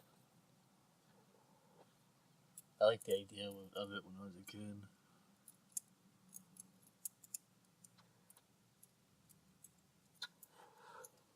So,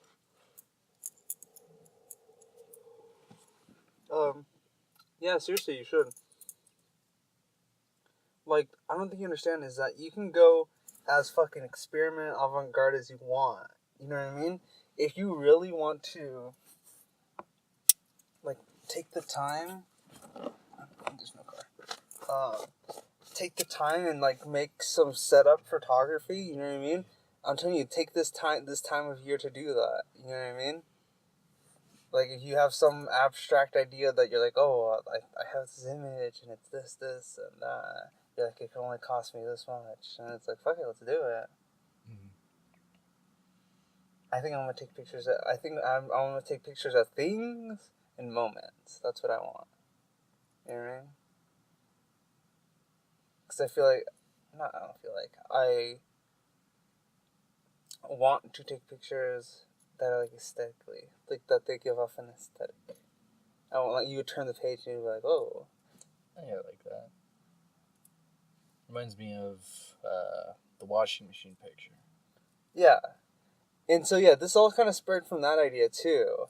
Was that I took all these cool like just photos of things. You know, I'm like I took these photos and I really took the time and I enjoyed it. I was like, where can I express these arts that's not like Instagram, because it's very easy to get everyone else to have an Instagram. So I'm like, what would I be doing differently? Oh, I'm like, what about Frank Ocean's thing? Then I went on online and I saw the PDF and I just looked through like a lot of it. I was like, oh wow, this is so cool.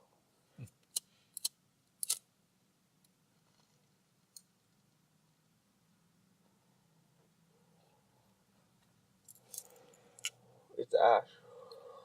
Oh, I don't think you want it. Are you getting Scooby Snacks? Like, if you, huh? You getting Scooby Snacks? No, but it didn't taste good. Like it tastes like Gulbert. Anyways, so what, you thought photography? What type of photography would you want to do?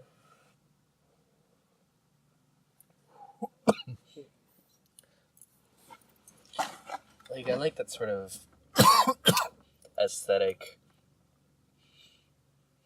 I think, honestly, if I did photography, a lot of it would fit into the Wes Anderson kind of thing.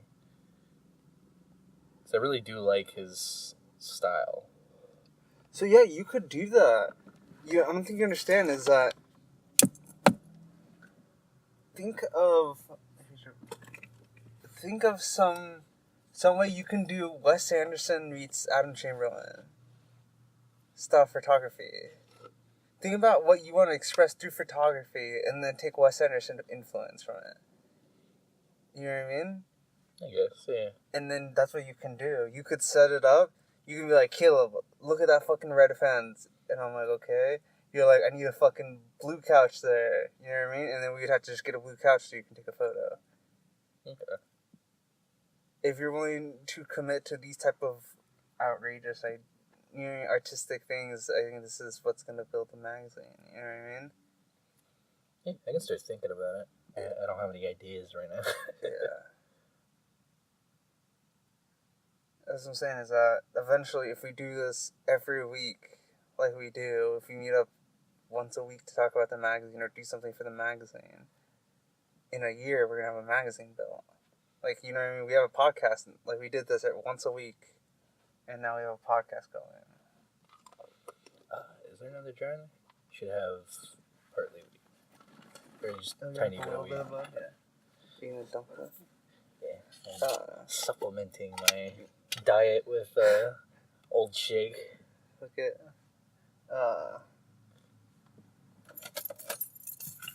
But yeah.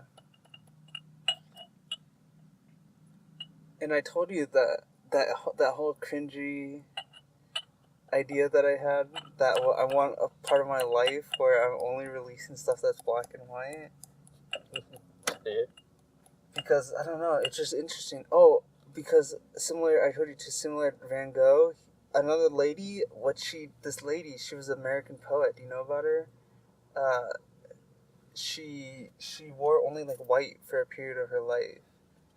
And, like, anywhere, and she was, like, one of the greatest American poets. And she was not a mute, but, like, someone who just wants to be home alone and not talk to anyone ever, you know what I mean? Yeah. She was one of those people, and she wrote poetry. No one really knew about her greatness until she died. She didn't publish a lot during her life, but it was when she died, her, like, sister or whatever got all of her poetry and posted it online, or like, distributed it. And, I think I know what you're talking about. yeah, well, during the period, she only wore white. So, like, these people have these periods where they're dedicated to only doing this type of thing, you know what I mean? So I thought my thing would be, like, all my art is in black and white. Well, yours is cool. That's alright. Hers is kind of cringy. Why? It reminds me of a sort of, like, ironic hipster sort of... I only wear white because my art is white. I guess so. This was during, like, the 1700s, dude, you jerk. Doesn't make it any less... Well, it's like this is like when people used to not be depressed, and she was, like, hella depressed. And she was, like, hella depressed. It keeps reminding me of... Have you watched New Girl? Yeah. There's some scene where she was talking about how when she was in high school, she used to wear a wedding dress with combat boots.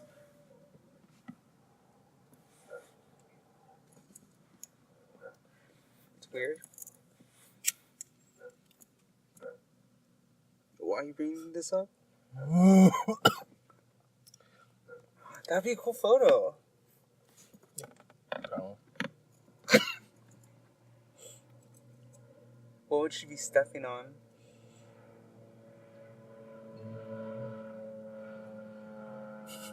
Mud? Would she be in a construction site? Think about it. I mean, what are you trying to get across with it? Do you understand what I'm trying to get across? Like the wedding dress with combat boots and a construction site? Yeah. I guess it clashes like thematically. With what? It doesn't necessarily say anything, does it? No, I thought it was talking about how, like... Okay, now that I know this is a huge stretch, but, like, how, like, you know, our politics in America, and how, you know what I mean, the whole men and women thing. I guess. Think about it, because a woman's in a man's shoes trying to work a man's job,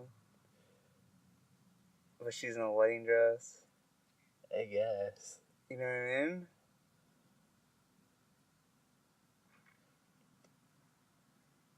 Like, that betrays an idea, but it's kind of vague. So, exactly, so how would we make it? So, say we want to do this photo, how would we make it? You got purely visual. Think, you have a single frame. This isn't film, this isn't storytelling, this is purely visual. Commenting on the... So I'd want it to be like a comment on something. Exactly, I thought it was a comment on... If it's marriage. Intersectionality. Well, the wedding dress would make it more married based. No, well, I Yes. thought it was just strictly so it's a woman, it's like a feminine woman. Because even women who are feminine are saying that, like, all this shit about men. You can get that across in a more universal symbol, I guess. Just like a fancy dress, not necessarily like Okay, a fine. So wedding Siri dress. should wear a dress with boots on a construction site. What kind of dress? Probably. And where would it be? Would it be only her legs down? 'Cause that's what I was thinking. Was because I thought, wedding dresses go all the way down to your feet right here.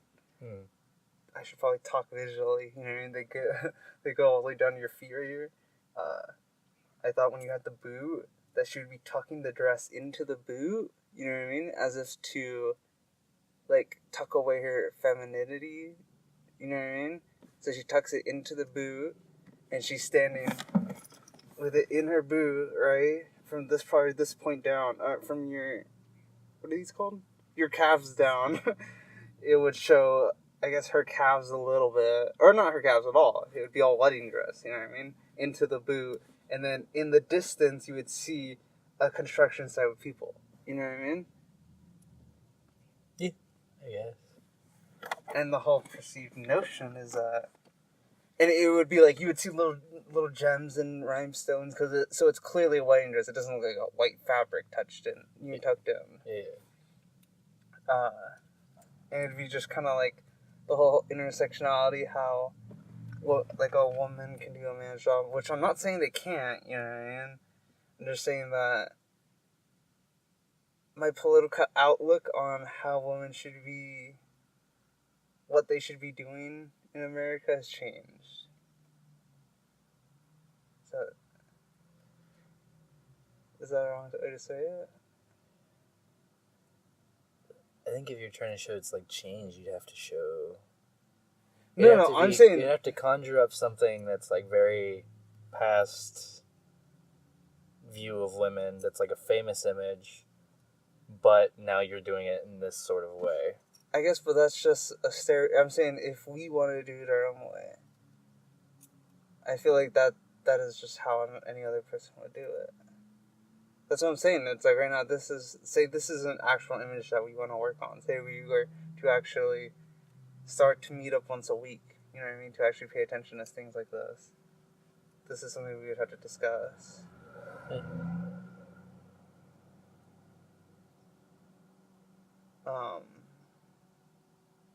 So that's what I'm saying. So, how would we do it our own way if we were to take this photo?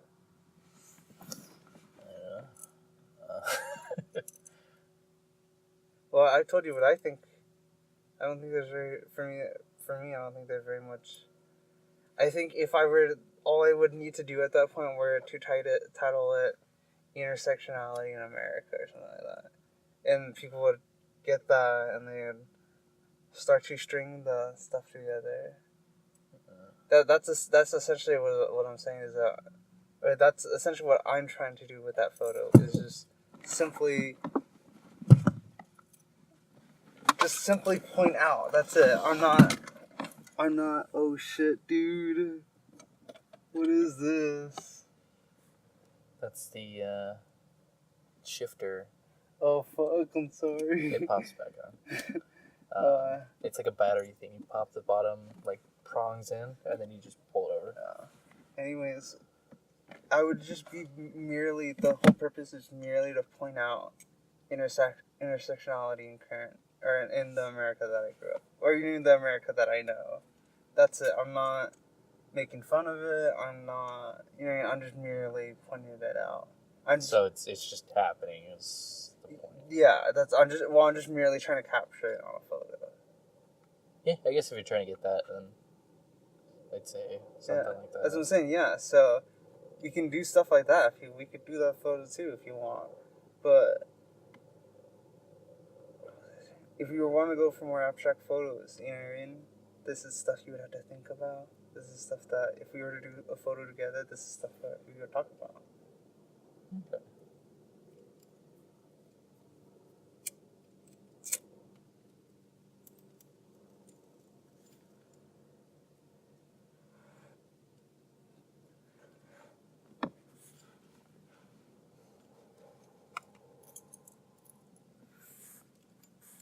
feel like you give us weed and we start just rambling on like idiots.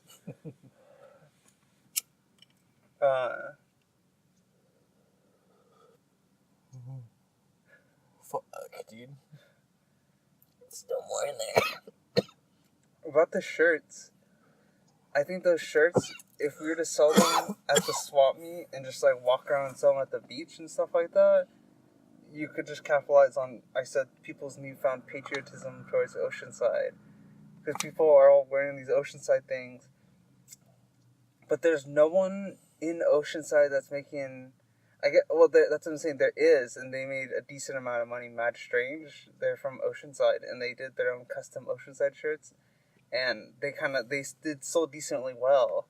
But I'm like, what if there's no one determined person who's making custom Oceanside clothes you mean there is none. So I'm saying if I filled in that gap, I think I could make decent money. Yeah. And that's what I'm saying. I don't know how expensive it is. And I'm like, if I were to go cheap and just go for quantity, I think that's what I need right now. And then just go for quantity or quality, and then just sell as much as I can, and then take that money to make higher quality shirts. That's what I think I need to do. And he said, worst comes to worst, we fucking in the magazine sales, we just pair them together, and we just sell them, or we just give them away together. What was I saying? Fuck. The shirt thing. Oh yeah, quality. The only way really quality would come out if it's just like a photo with a title under it would be like in the shirt we used in the methods. Well, I'm saying, you know how sometimes they get well, I'm talking about the type of shirt. So what if it's like a fucking cheap Hanes shirt, not a H&M shirt or like a Supreme shirt, you know what I mean? Eventually, dude, that's what I would love to do. Oh, fuck. That's what I want to eventually do is that with the very expensive companies, I would want to eventually make legitimate clothing. And I would work with like Supreme and just have them, what? I'm waiting for them to like turn around and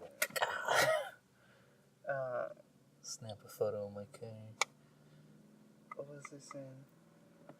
Oh yeah, you can you would partner with like Supreme, you know Supreme? Yeah. You can just have them make the shirt, you know what I mean? But whatever you put on it, you know what I mean? You can put whatever you want on it. But because it's Supreme, it's a lot more expensive. So what I'm saying is that like eventually I could do collabs with them where they would I'd work with them, they give me a better price on the shirts or whatever, however the business side works. But then I could put it on there and I could sell it for better money. So eventually I'd be making clothes, because I would want to make clothes too. I think in an ideal future, I would be making movies and clothes. I think that's what I'd want to do.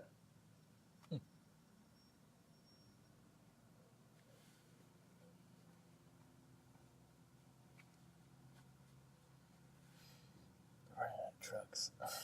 Huh? They're running out of trucks. They're running out of trucks? Yeah, that's a UPS guy. Oh, you're saying? Should call it.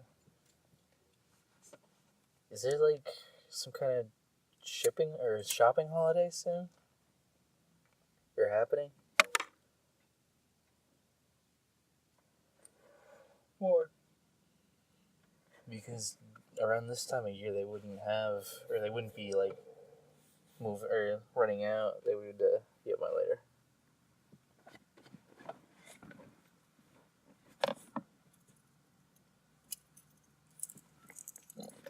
Around this time of year, they'd have more trucks because it's not like a holiday. Christmas and I think like Black Friday, the UPS gets really busy because there's so many packages getting sent. That's not happening right now. So why don't they have a truck? If we were doing a magazine and you would have like a couple of pages just to express an idea, what would you talk about? What do you think right now? What do you think if I just put you on the spot? If you had to just do something right now, what do you think you would talk about? Like, for expressing an idea? Yeah, just say you had two pages just to say whatever. What would you talk about? And you really wanted to talk to the reader about a certain topic.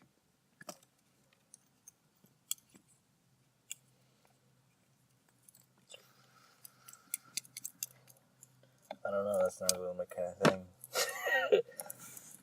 That's like essay kind of shit. I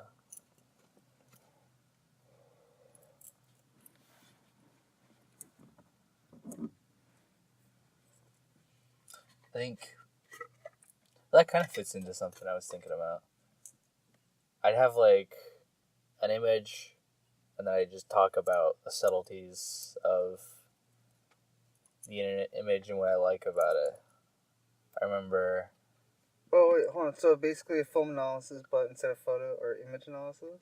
Yeah, and it wouldn't be like artsy kind of shit. It'd be like thrown together kind of on the spot photos. What do you mean? Specifically what I think of is a channel where a guy basically does that. He just spouts about an image for a while. And one of his videos is like a popular WebM, and he talks about this picture of a cat that looks smug sitting on a chair in front of a bunch of pancakes. Okay. It's like 2 minutes long, and I fucking love the video. Why? Because the picture has this sort of wholesome warmth to it, and he just sort of talks about how wholesome it is? Yeah, him, and then he contrasts it with the opinion of his friend who thinks that the cat is being smug and showing his superiority over you because he has all these pancakes. So it's like dialogue. It's two people talking? Kind of. I don't think the other guy's usually there, but he's just sort of used as a device in the thing to contrast against his opinion. Because the only reason the guy's like mentioned is because it's a picture that guy sends him all the time. Yeah. It's like a short story. Do you think about the whole premise of the video? Yeah. What was I saying? Yeah, that would be cool. Or it'd be interesting. Because it'd be weird to see how people interpret it. You know what I mean? Because if people read it and they're like, what the fuck did I just read? You know what I mean? It's just something they're like, what the fuck? You know? Because I assume we're going to have film analysis too inside of it. Like we'll have like 1 or 2 films that we'll talk about. And, like that would be completely different. You know what I mean? That would be a type of, that would be under fiction, right? What you would want to do. It's not really fiction, but it's kind of in the realm of getting too much out of it. Well, I thought you would just go to a fictional point where it's no longer a real person talking and analyzing a photo. It's like, it's just this absurd character who talks about whatever. That'd be a good idea, but no, that wasn't what I was talking about. Kidding what? Like, what would your words be on the like if you were to write about a rubber ducky, like a photo of a rubber ducky? Like, would it be you talking, or would it be a fictional character of you? It'd be me talking. About the rubber ducky?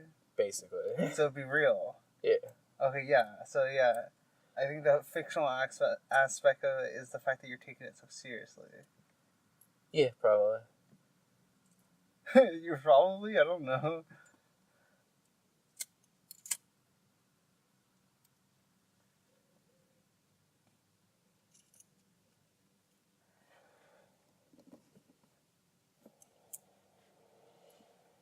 It'd be pictures of stuff that you can find enjoyment in without it being like something that was set up like an artist's thing. Like that picture of that cat, they didn't mean that for that to happen. It just sort of did, and they took a picture of it, and it was this very nice, warm picture. Yeah. It'd be those kind of pictures.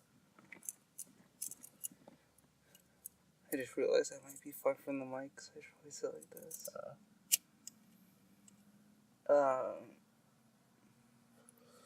I don't think my thinking is quite right on this one. I'm a little... No, but still, you can... I think that premise you could still work with, just analyzing a photo. Yeah. And you could legitimately find a photo or a piece of art that you like and analyze that. Is that... No, that wouldn't be under copyright, right? Probably Like, not. like you picture a fucking... the Mona Lisa, and you're analyzing it. You know what I mean? I don't think you can get sued for that. Well, I mean, the Mona Lisa itself is like public property. Or Is it? public... Yeah, you can use the Mona Lisa on anything. That's why it is everywhere. It's like, fucking... Don't pull out some bullshit numbers you don't know about. I totally lost what I was thinking about.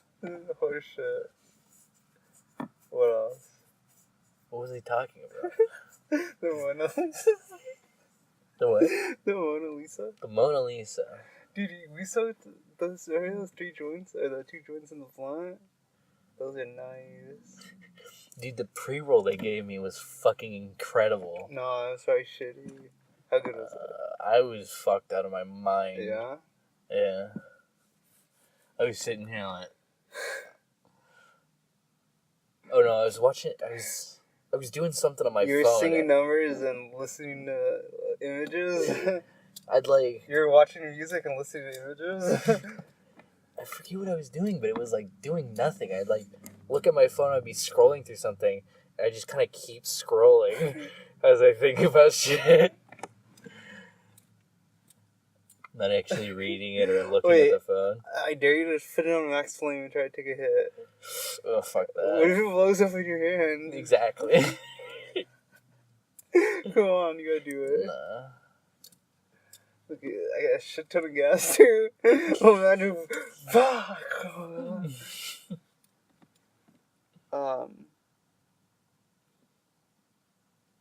Yeah. We should probably wrap up the podcast. Yeah, it's What, you got any concluding stuff? Fuck. If you're poor, just don't eat. It's called a fast. What if they try to give you a ticket for not feeding yourself? You're technically committing suicide, right? No. Why not? Why would a cop give a shit if you weren't eating? Because you have to eat to live. Like, eating... If eating was a mathematical equation, Like, it would equal life. not eating for a week isn't like committing suicide. Yeah, it is. No, it's not. Yes, it is. Your body's like made to do that. It's healthy to do it. I know, but like choosing to not eat, like the choice of not, like you can just not eat and be starving because you can't acquire food, but the choice of not eating, that's suicidal, right? No, I'm doing it for a very good No, reason. I know you can say it's good, but can't someone jumping off a bridge say it's good for a good reason? What would be a good reason? No longer to live. Huh? No longer to live. No, like there's a physiological advantage to fasting.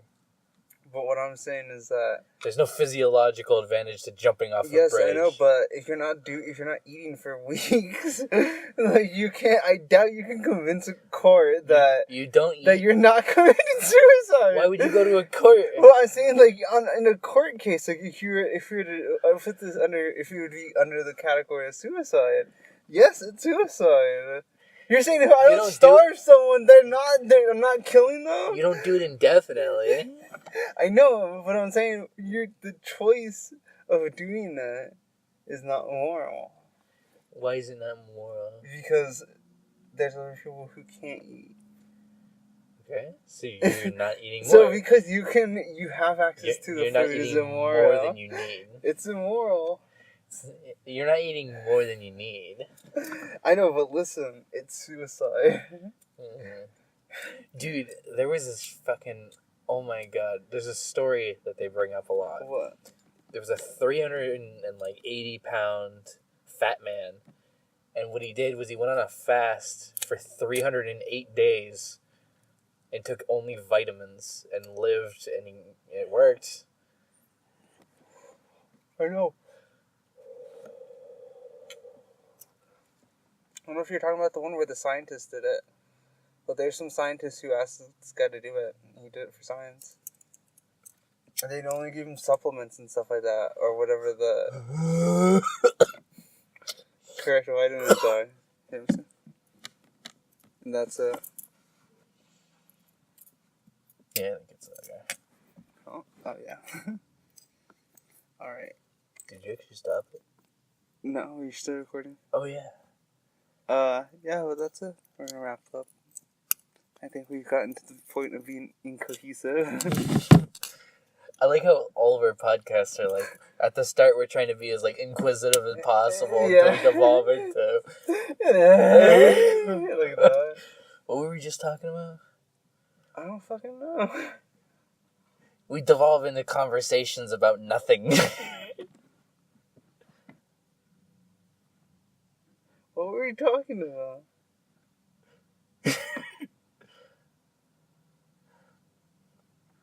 Alright, that's a good way to sign off. What did you say? We were talking about the fat person. And Oh, then- yeah. Jesus Christ! We lost our memory for a second. I like this weed. What are you gonna... Your weed? Yeah. But yeah, that's it. We're signing off. Got anything last words? Don't I? Playing guitar is pretty fucking easy. Hit the blunt hard. You just do.